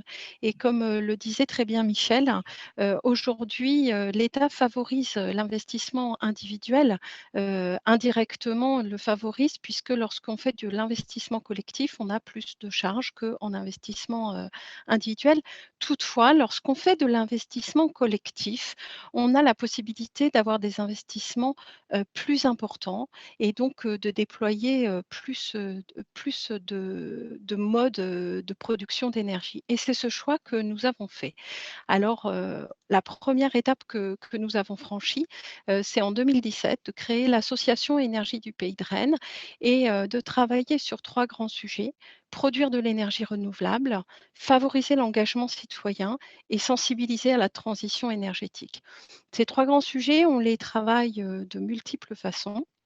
La première chose, c'est que pour sensibiliser à la transition énergétique, on essaye, de, faire connaître ce qui existe déjà. Par exemple, en animant des ciné-débats, il y a d'excellents, documentaires qui ont pu être faits et beaucoup de très belles enquêtes et je vous invite à essayer d'aller voir Les voleurs de feu, un très beau film, de Brigitte Chevet qui explique bien l'histoire du photovoltaïque, sur l'économie française et comment le photovoltaïque s'est développé dans l'économie française. Et c'est très intéressant et ça réveille nos sensibilités, ça réveille nos consciences citoyennes. De sensibiliser aussi les citoyens en participant à des forums, à des salons où on va à la fois parler d'énergie, d'économie d'énergie, de comment mieux consommer son énergie et en même temps comment on peut être acteur de sa consommation d'énergie. Cette sensibilisation, bien, on essaye de la faire à tous les niveaux et donc on a fait appel à des étudiants aussi que vous connaissez peut-être à l'université de Rennes 1, donc sur la licence Acter, en lien avec l'IUT. Et on leur a demandé de travailler pour l'instant sur 2 sujets dans le cadre de 2 projets différents, des indicateurs qui seraient parlants pour chacun. À quoi correspond par exemple le déploiement d'une centrale photovoltaïque de 36 kilowatts? Eh bien, ça correspond à la consommation de 4 foyers type de foyers français typés par l'ADEME, donc avec un certain nombre de kilowatts consommés. Donc, le foyer type ADEME, c'est 2 adultes, 2 enfants, si je me souviens bien. Et donc ensuite, ils ont travaillé à quoi correspond une centrale 36 kilowatts si cette fois on applique de la consommation énergétique plus sobre sans se priver, en vivant bien, mais par exemple en changeant les appareils électroménagers pour des appareils moins consommateurs ou d'autres axes d'amélioration. Et là, on peut arriver jusqu'à 12 foyers pour une centrale 36 kW. Donc, ce sont des indicateurs qui vont nous parler, qui sont dans la vraie vie. Et ils ont aussi travaillé dans le cadre d'un deuxième projet sur déconstruire les idées reçues, et ça pourrait répondre à certaines questions que j'ai pu voir dans le chat. En particulier, il y a une très belle étude de fait sur comment se passe le recyclage des panneaux solaires. Donc, je vous invite à aller le voir. Ces ensembles-là sont disponibles, toutes les ressources sont disponibles sur notre site internet. Le deuxième axe que l'on a, eh bien, c'est de produire de l'énergie renouvelable. Et donc pour ça, nous avons fondé la coopérative Sirène. Alors, c'est une société à action simplifiée, une SAS, mais avec des statuts coopératifs, c'est-à-dire une personne, une voix. Et cette coopérative, eh bien, crée des projets de production d'énergie. Donc actuellement, nous avons un projet sur Rennes, un sur l'Allier, un sur Saint-Jacques-de-la-Lande. Ces projets, bien, on les fait avec nos connaissances. Certains dans l'association sont beaucoup plus sachants que d'autres. Et en même temps, chacun avec ses compétences va pouvoir agir sur les projets. On a rencontré quelques écueils. On a fait des études sur des toitures qui finalement n'ont pas pu aboutir parce que typiquement problème d'isolant. C'est pas grave, on a suffisamment d'énergie pour s'attaquer à de nouveaux projets et recommencer les études de façon à y arriver. Et comment on a acquis cette confiance? Eh ben, c'est parce qu'on a fait un tout premier projet avec la Fabrique citoyenne de Rennes. Ça a été notre premier petit pas. C'était un projet financé entièrement par la Fabrique citoyenne, hein. Sur la Fabrique citoyenne, le principe des projets, c'est que le budget doit être porté intégralement par la ville de Rennes. Par contre, la façon de mener le projet, ce que l'on souhaitait dans le projet, la ville de Rennes a été très attentive et nous a permis de bien comprendre, de bien avancer avec eux conjointement. Et donc ça nous a permis de créer des liens avec la ville de Rennes et aussi d'apprendre à faire ces projets. Pour apprendre à faire les projets, on peut aussi s'adresser à d'autres personnes qui en ont déjà fait, et c'est pour ça qu'on fait aussi des rencontres. Autour de Rennes, à Parthenay, il y a Parthenay Énergie Citoyenne qui a déployé une centrale solaire aussi sur un toit de la ville. Et puis, il y a la CISER. La CISER, ce sont des précurseurs. Il y a 10 ans, à Bru, ils ont installé une centrale photovoltaïque avec une coopérative de production. Donc, et ce sont 2 entreprises rentables et fiables et qui nous accompagnent sur, par exemple, comment prendre en compte les différents aléas qu'on pourrait rencontrer dans la production. Quels sont les écueils que l'on pourrait avoir? Est-ce que, par exemple, on doit mettre du capital de côté pour potentiellement remplacer un onduleur? Comment doivent se faire, comment doivent financièrement se monter les projets? C'est très important pour nous. Et on peut aussi bénéficier de beaucoup d'autres expériences en nous basant sur le réseau Taranis, qui est un réseau de partage de compétences, de partage de savoir-faire et de formation, puisqu'on peut accéder à beaucoup de formations. Alors de 6 motivés en 2017, on est actuellement un peu plus de 54 adhérents. On a les chiffres ici de 2019, donc 54 adhérents, 13 membres au conseil d'administration et 532 heures de bénévolat en 2019. Donc ça fait quand même pas mal d'heures passées, des heures agréables où notre énergie, elle est aussi utilisée pour créer du lien. On a une vraie conscience citoyenne qui se réveille. Je voudrais passer quelques minutes sur la coopérative Sirène et vous expliquer ce que c'est cette coopérative. On a passé beaucoup d'heures à discuter des statuts de cette coopérative parce que c'est très important. Lorsqu'on prend des parts dans une société, on en devient vraiment acteur à plein et entier. Et donc le principe ici, c'est que dans cette société, que l'on prenne une part ou que l'on prenne 50 parts, on a tous voix au chapitre de façon équitable. Et donc, dans cette société, aujourd'hui, on a 55 citoyens On a une association, Énergie du Pays de Rennes, et puis on a une collectivité via Énergif, la société d'économie mixte du département, et une entreprise, Bretagne Capital Solidaire. Alors, on a le citoyen finalement dans toutes ses dimensions. On a les citoyens dans leur individualité, donc le collège des 55 citoyens.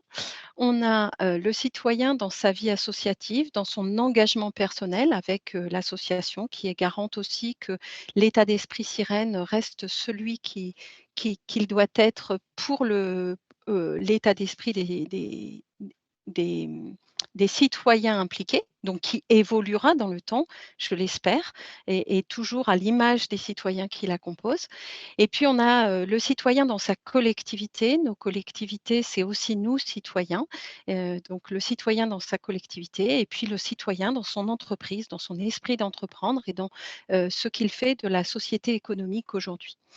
Nous avons, donc je vous le disais, 3 projets de production d'énergie en revente totale, un à Saint-Jacques, un à Laillé, un à Rennes. Saint-Jacques, c'est un projet intéressant parce que proche de l'aéroport, et on voit qu'on peut quand même faire un projet proche de l'aéroport et atteindre une rentabilité. Les rentabilités aujourd'hui que l'on a projetées sont approximativement de 1 donc par rapport à l'investissement du citoyen. Un à Laillé sur le point 21 en centre-ville, très intéressant aussi parce que le point 21, c'est le point de rassemblement de Laillé. C'est là où ont lieu beaucoup d'événements, et donc ça fait vraiment le lien entre l'énergie que l'on va produire en local et l'énergie de l'ensemble des citoyens qui se retrouvent au cœur de leur ville. À Rennes, une centrale que l'on va déployer aussi probablement sur une école. On est en discussion, enfin en étude actuellement, donc je ne vous en dis pas plus. Et puis, on a ce projet éclair d'autoconsommation collective qui nous motive particulièrement parce qu'on va pouvoir y déployer aussi ce que l'on appelle l'énergie pour tous, avec probablement des possibilités d'accéder à des kilowatts à des prix différenciés en fonction de si on peut payer nos kilowatts ou si on peut moins les payer. Alors aujourd'hui, notre modèle économique, on ne le connaît pas, mais on a une petite idée plus de se dire pourquoi pas des kilowatts suspendus, comme on voit les cafés suspendus. J'offre des kilowatts à celui qui ne peut payer ces kilowatts. Et là, de garantir, dans 20 ans, votre électricité, elle coûtera toujours le même prix qu'aujourd'hui. Et cette garantie-là, aujourd'hui, seuls des projets construits avec un investissement ne dépendant pas d'approvisionnement, donc avec un investissement sur une énergie purement renouvelable, seules ces énergies-là peuvent garantir un prix constant.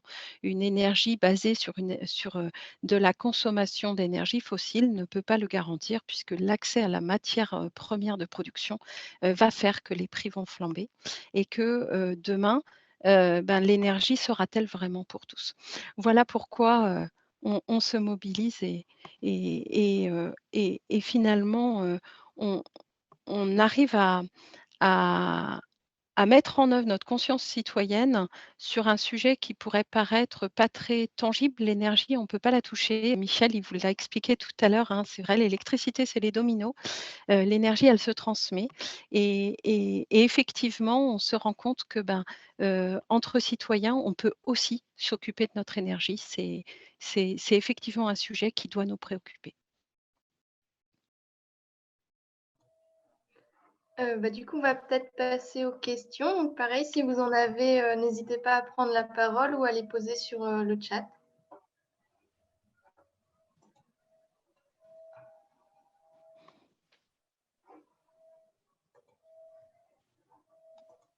Alors peut-être, moi j'ai vu passer une question tout à l'heure d'une personne de Saint-Malo qui est présente ici et qui disait je suis dans un appartement et donc je ne suis pas directement concernée. Bien en fait, aujourd'hui, moi je ne suis pas dans un appartement, je suis dans une maison et je suis pourtant pas en capacité à mettre des panneaux solaires sur mon toit pour produire de l'électricité parce qu'on avait fait l'étude et ça n'est pas rentable écologiquement. Pas rentable non plus, puisqu'on ne produirait pas beaucoup par rapport à l'investissement écologique de la création d'un panneau. Il ne suffit pas de se dire qu'on va avoir une rentabilité financière, il faut aussi une rentabilité écologique. Alors, eh bien, ce que l'on a fait, c'est qu'on s'est mobilisé pour que les panneaux soient mis en œuvre sur des toits de collectivités proches de notre domicile. Et c'est pour cela qu'on s'est investi en premier lieu sur la centrale Albert Demain. Le fait de proposer qu'une centrale de production d'énergie renouvelable soit déployée sur le toit de l'école proche de chez nous, eh bien, c'était déjà important, hein. Ça a permis à ce projet d'avoir le jour. Et la deuxième chose, eh bien, c'est que nous ferons partie de c'est une des 2 boucles d'autoconsommation collective. Et effectivement, la centrale ne sera pas nécessairement sur notre toit, mais nous pourrons consommer l'électricité de cette boucle. Alors, comme on vous l'a expliqué, hein, nous achèterons des kilowatts à la société Sirène sans avoir la garantie qu'effectivement l'énergie qui va arriver et qui va taper les électrons pour leur transmettre l'énergie dans mon PC, ce n'est pas forcément celle qui aura été produite sur le toit d'à côté. Effectivement.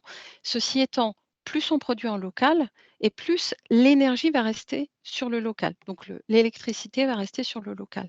Et donc, ça garantit pour un territoire d'avoir une résilience énergétique. Ça, c'est une première chose. Et moi, ça me permet en bénéficiant des toits du collectif ou des toits de particuliers qui vont les mettre à disposition aussi dans le cadre de conventions, comme pour le collectif, hein, c'est conventionné et on a des accords, et y compris rémunérés. Les conventions de déploiement des centrales sur les bâtiments collectifs sont des conventions rémunérant le collectif. C'est important. Eh bien, ça me permet, moi, de m'investir dans l'énergie renouvelable, même si je n'ai pas de toit à disposition. Et il existe des associations du même type du côté de Saint-Malo. D'accord, merci beaucoup pour votre intervention. On va passer à la dernière partie. Je vais partager mon écran.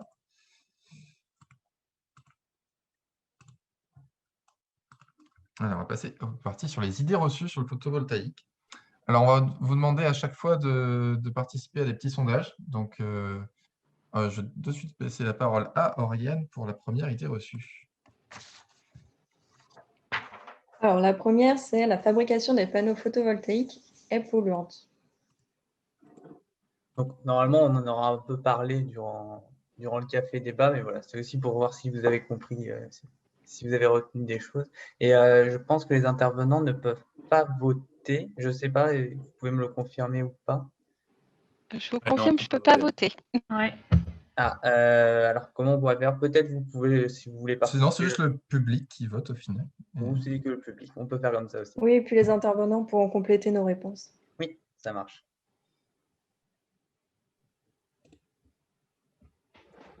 Je vais laisser le temps à tout le monde de voter.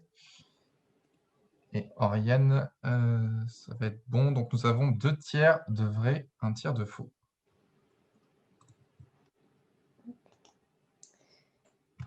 Donc, effectivement, il n'y a pas de bonne ou mauvaise réponse. Ça peut être vrai, faux. Enfin, c'est un peu entre les deux pour l'instant.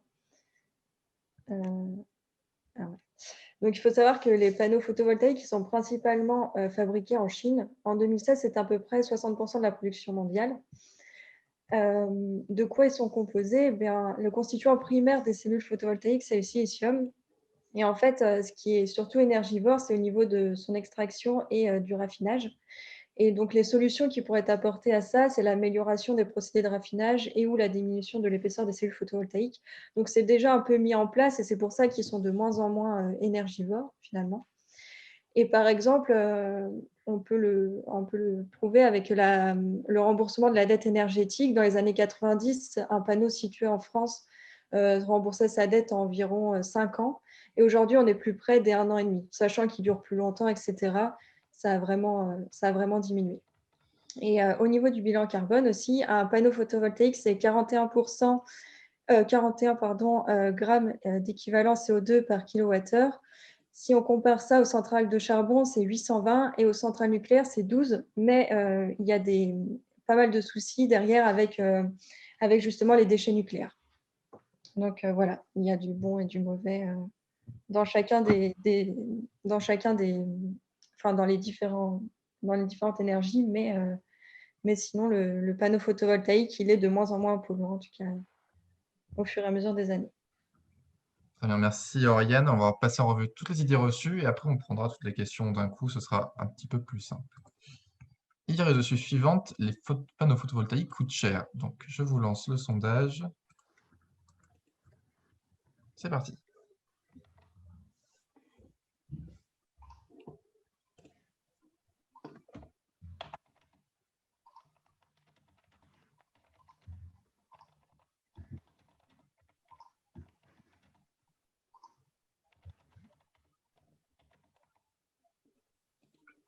Voilà, quasiment tout le monde a voté et nous avons 90% de vrai et 10% de faux. 86-14 maintenant. Je laisse la parole à Maëla.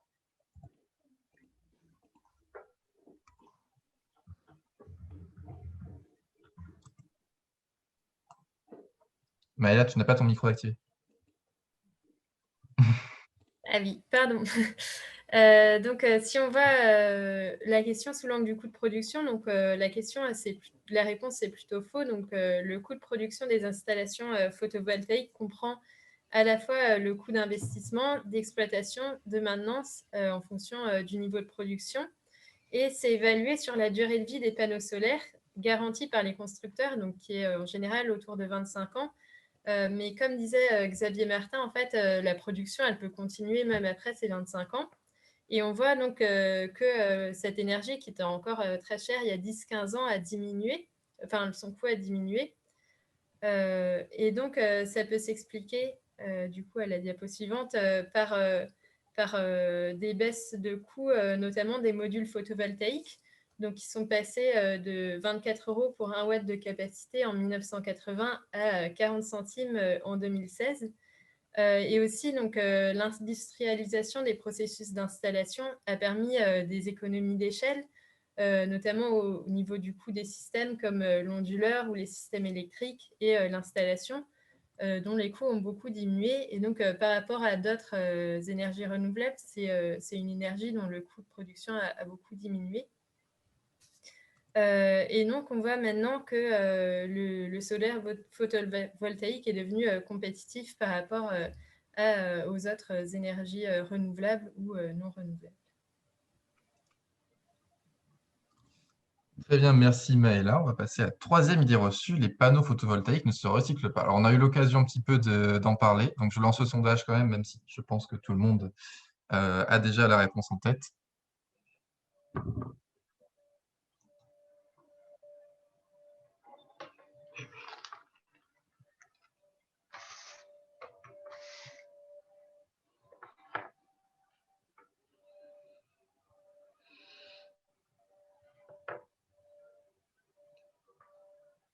Voilà, quasiment tout le monde a voté. Alors, nous avons 30% de vrai et 70% de faux. Donc, c'est Enora qui va nous en parler.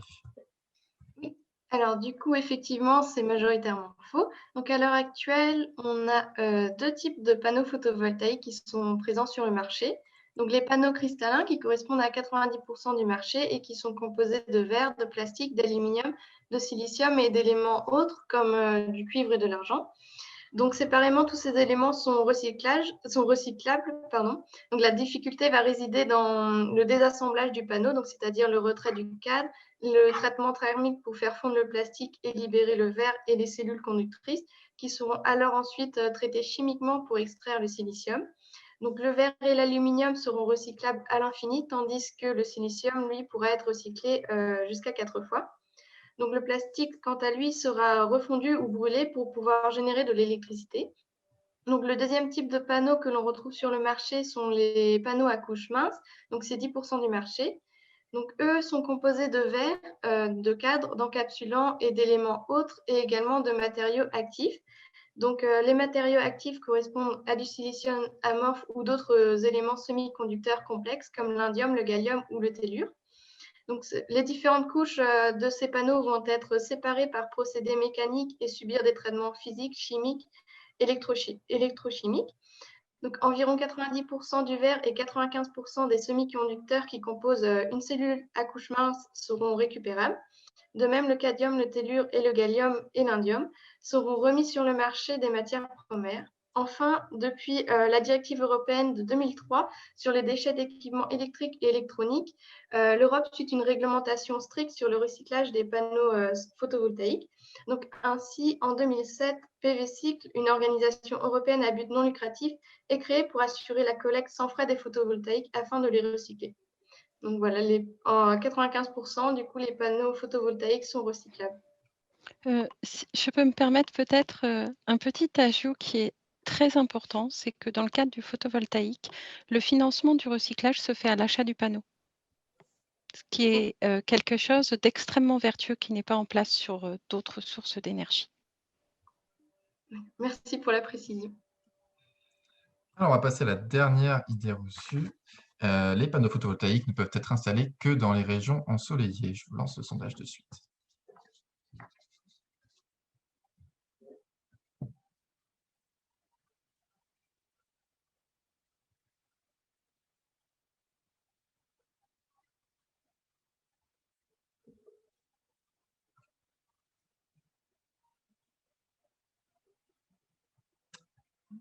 Donc, je vois que quasiment tout le monde a voté et on a 100% de faux.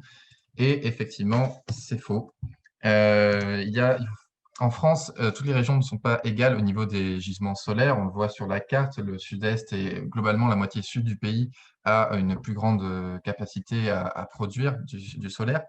Et c'est quelque chose qui se ressent au niveau de la puissance solaire installée par région. Donc, on le voit sur la carte de gauche où les 4 régions du sud, la Nouvelle-Aquitaine, l'Occitanie, l'Auvergne-Rhône-Alpes et la Provence-Côte d'Azur sont les régions où il y a le plus de puissance solaire installée. Et on voit une très nette différence entre la moitié nord et la moitié sud. Ce graphique-là confirme que les puissances installées et en développement sont nettement supérieures dans les régions du sud, mais les régions du nord rattrapent leur retard. On voit par exemple de gros projets en développement en région Centre-Val de Loire ou en région Grand Est et Pays de la Loire, même si évidemment le quatuor du sud reste encore loin devant. Cependant, les différences sont quand même plus lissées quand on s'intéresse au facteur de charge. Le facteur de charge, c'est le rapport entre l'énergie effectivement produite et la puissance nominale du panneau.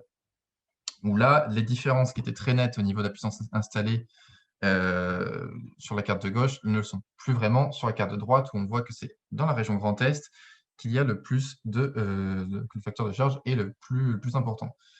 Il faut bien tenir compte qu'il peut y avoir des différences très locales. Ici, il s'agit de grandes régions où toutes ces petites différences sont lissées. Et il y a des facteurs locaux, comme par exemple la pollution en Île-de-France, qui peut influer aussi sur le rendement des panneaux. Tout ça montre tout de même que la photovoltaïque produit, même dans les régions où on pourrait croire qu'il n'y a pas suffisamment de soleil, ce qui quand même donne espoir en Bretagne, et que ça dépend aussi beaucoup des volontés politiques et des choix qui sont faits à ce niveau-là. Je vais laisser la parole à Antoine pour le dernière thématique. J'ai juste vu que dans la discussion, il y avait Gaëla Van der Hagen qui avait mis un lien. Donc, je suppose que c'est des idées reçues aussi sur le site. Donc, n'hésitez pas aussi à aller voir. Donc ouais, le café débat va bientôt toucher à sa fin. Et du coup, moi, j'aurais une petite… on a encore 36, donc 35, donc merci beaucoup. Et moi, j'aurais une dernière petite activité à vous partager. J'aimerais que vous répondiez à la question. Donc, est-ce que Robin, tu peux passer… alors, attends. Ah oui, voilà. Donc, est-ce que vous pouvez répondre à la question donc, à travers le sondage, pensez-vous que les panneaux solaires peuvent dénaturer le paysage du Rennes? Donc, c'est plus une question sociologique, c'est plus une question pour nous. Ça nous intéresse. Donc, voilà, si vous pouvez répondre au sondage, merci. N'hésitez pas aussi à prendre la parole pour réagir à la fois sur cette phrase-là et sur les idées reçues précédentes. On vous laisse réagir.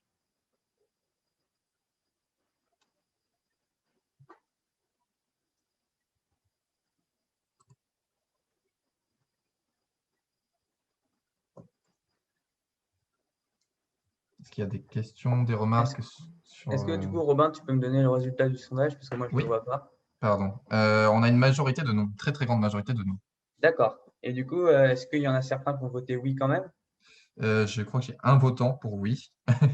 Est-ce que, s'il le souhaite, est-ce que celui qui a dit oui peut juste mettre en avant pourquoi?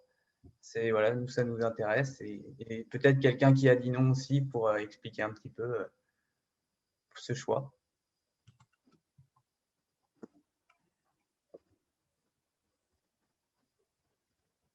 Vous pouvez aussi le mettre dans le chat si vous n'avez pas envie de parler.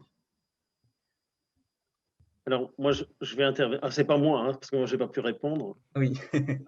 Je vais juste intervenir parce que c'est une question, quand on essaie de développer les énergies renouvelables sur le territoire, c'est une question récurrente hein, sur le panneau solaire. Et encore, les panneaux solaires sont quelque chose qui, en général, ne laisse pas trop de marques. Mais si on part sur l'éolien, par exemple, on a toutes les questions d'inacceptabilité sociale.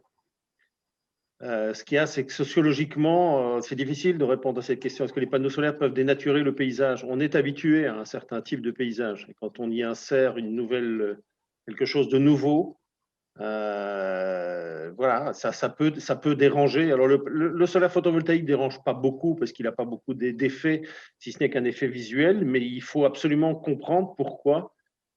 Et surtout ne pas rejeter ceux qui vous disent oh ben non, on ne va pas le mettre là-dessus, ça va être moche. Donc on ne le mette pas sur un bâtiment historique, on peut tout à fait comprendre. Mais enfin, après, il faut tenir compte des avis de chacun. Dans le photovoltaïque, on n'est pas trop dérangé. C'est surtout dans l'éolien. Voilà, il y a beaucoup de. Donc, il faut travailler sur ces aspects-là. Et c'est à mon avis, un des plus gros, un des très gros freins, en tout cas, au développement des énergies renouvelables sur les territoires aujourd'hui.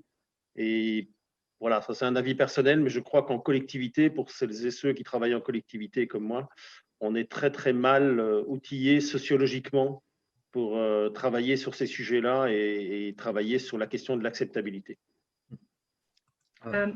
En ce qui concerne nos projets sur la ville de Rennes, il y en a quand même un certain nombre qui se retrouvent sur le périmètre de protection ABF, donc des périmètres protégés au titre des monuments historiques. Et donc c'est l'architecte des bâtiments de France qui donne un avis sur des projets comme ça qu'on a sur nos toits. Donc ça peut engendrer des contraintes particulières, et en particulier sur le centre ancien de Rennes. Si je peux compléter, on a la chance en Bretagne d'avoir quand même une quantité de toitures sur ardoise qui ont des teintes approchantes des couleurs des panneaux solaires. Et la question d'intégration, elle peut être différente dans certaines autres régions où, typiquement sur Tuile, c'est vrai que l'impact visuel est un petit peu supérieur. Après, ça ne reste pas non plus insurmontable, mais voilà, il y a aussi, en tout cas dans l'Ouest et sur la Bretagne, on a entre guillemets cette chance que ça s'intègre aussi en toiture de manière un peu plus avantageuse, on va dire. Oui, et puis il faut qu'on se rende compte aussi que la production d'énergie, quelle qu'elle soit, il y a de la pollution derrière. Et aujourd'hui, la plus grosse quantité d'énergie que l'on consomme sur une ville comme sur Rennes ou sur la région comme la Bretagne, ben, c'est des pollutions qui sont engendrées ailleurs. Que l'on parle des énergies fossiles, c'est des pollutions qui sont engendrées dans le Moyen-Orient, dans certains pays où c'est des catastrophes écologiques. Les mines d'uranium, ce n'est pas beaucoup plus jovial d'ailleurs. Donc, voilà, il faut faire comprendre aussi que peut-être d'accepter la vision de certains panneaux sur sa toiture ou d'avoir une éolienne que l'on voit à 1 kilomètre de chez soi, mais qu'on la voit quand même chez soi. Finalement, ben, quand on réimporte et quand on fait de l'énergie locale, il faut réimporter aussi les aspects peut-être un peu négatifs ou qu'on peut prendre comme négatifs. C'est parce qu'on n'a pas l'habitude, ces pollutions-là, elles sont ailleurs, on ne les voit pas. Mais on consomme quand même l'énergie qui vient de là, le pétrole, le gaz, et qui crée de gros soucis environnementaux, mais ailleurs, et pas chez nous. Et d'où l'intérêt de donner du sens aux projets qui sont développés. Quand des citoyens s'impliquent dans les projets et qui répandent le message autour d'eux, c'est valable pour le photovoltaïque, mais d'autant plus pour l'éolien. Localement, on peut avoir un impact visuel voilà, que chacun peut apprécier à sa juste, selon sa propre analyse, mais dès lors qu'on a du sens en lien avec cette image, qu'on sait que peut-être c'est des emplois, c'est de l'énergie verte, etc. Et bien ça, tout de suite, c'est de l'investissement local et donc des retombées économiques locales. Ça peut aussi désamorcer éventuellement des réactions qui seraient négatives sur l'acceptabilité de telle ou telle source de production, qu'elle soit solaire ou éolienne. C'est une réflexion qu'on a menée aussi beaucoup au sein d'Énergie du Pays de Rennes. Michel et Alexis, qui font partie de l'association, ont déjà pas mal développé. Et effectivement, c'est une réflexion sur, à partir du moment où je consomme de l'énergie, je suis aussi responsable de sa production. Et effectivement, même si je ne trouve pas très esthétique un panneau photovoltaïque, ben, à un moment donné, il faut la produire. Alors, je ne sais pas si vous en avez eu l'occasion, mais d'autres centrales de production d'énergie ne sont pas forcément plus esthétiques. Moi, j'ai fait un petit tour pour essayer d'en voir et je n'ai pas trouvé ça très joli, une centrale à charbon. Ce n'est pas très beau non plus. Et pour le coup, j'aimerais pas trop l'avoir depuis ma fenêtre. Et donc, je me sens un petit peu responsable de cette énergie que je consomme. Et effectivement, je pense que chacun doit porter sa part de responsabilité. Ceci étant, je vous invite à aller voir le site de l'école Albert Demain ou d'autres écoles sur Rennes. Laurence, tu pourrais donner les différents sites. Et ce ne sont pas des bâtiments historiques, ce ne sont pas des églises classées, mais enfin, ce sont quand même des bâtiments qui ont une histoire dans la ville de Rennes, qui ont une architecture particulière. Et en aucun cas, je trouve que ça les dénature. Effectivement, on est favorisé par cette couleur ardoise. On est aussi favorisé par les avancées technologiques, puisque c'est le deuxième point. Les panneaux sont de moins en moins réfléchissants et donc de plus en plus intégrés aux toitures. Aujourd'hui, je ne vois pas de différence entre un panneau photovoltaïque et un Velux sur un toit. Je pense qu'on est à peu près au même niveau, voire même parfois plus esthétique sur le panneau. Et enfin, on a parlé de l'intégration sur les nouveaux bâtiments. Et là, pour le coup, les intégrations sur nouveaux bâtiments font partie de l'esthétique du bâtiment. Il y a une nouvelle génération d'architectes qui font ça vraiment très bien et qui rendent cela esthétique. Et pour l'avoir vu, alors je vous invite à faire des petits tours sur Internet, vous pourrez en voir, mais j'ai vu plusieurs bâtiments, y compris des bâtiments religieux et des églises, avec des panneaux photovoltaïques, et ça fait partie de l'architecture du bâtiment, ça fait partie du bâtiment en lui-même, et je trouve ça vraiment très réussi. Donc, je pense qu'effectivement, on peut avoir des constructions pas esthétiques et mal faites, il y en a eu. Mais aujourd'hui, on sait faire ça très bien. La transition est parfaite. Robin, tu peux peut-être passer juste la diapo suivante. Donc, ouais, comme vous le disiez, maintenant, les panneaux photovoltaïques ils peuvent presque se dissimuler sur une toiture sans qu'on les reconnaisse. Donc, ça, c'est par exemple des projets proposés par Tesla. Donc, voilà, on ne va pas parler de Tesla, mais voilà, la recherche scientifique fait que maintenant, c'est de plus en plus développé et ça s'insère de plus en plus dans le paysage. J'ai vu que c'est vrai que c'est une question qui fait beaucoup, voilà, qui peut beaucoup parler, comme on l'a vu dans la discussion. On parlait aussi des photovoltaïques sur les églises ou pareil des centrales fixes qui posent plus problème. Après, encore une fois, comme voilà, il y a plein de choses qui peuvent être faites. M. Martin parlait mettre voilà, des haies autour pour le cacher. Donc, ouais, c'est vrai que c'est une question qui est intéressante. Et merci beaucoup d'avoir participé, d'avoir rebondi tous là-dessus, parce que voilà, c'est très intéressant. Merci. Du coup, on prend encore un peu de temps pour répondre aux dernières questions s'il y en a. Et puis, Robin, je te laisserai le mot de la fin. Et peut-être que Laurence Gallon, pareil, pourra terminer, enfin voilà, conclure peut-être.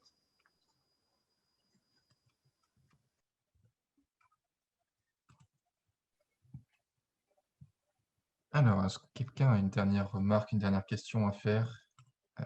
Quelqu'un qui voudrait ajouter quelque chose par rapport à tout ce qui a été dit depuis le début du Café Débat, peut-être?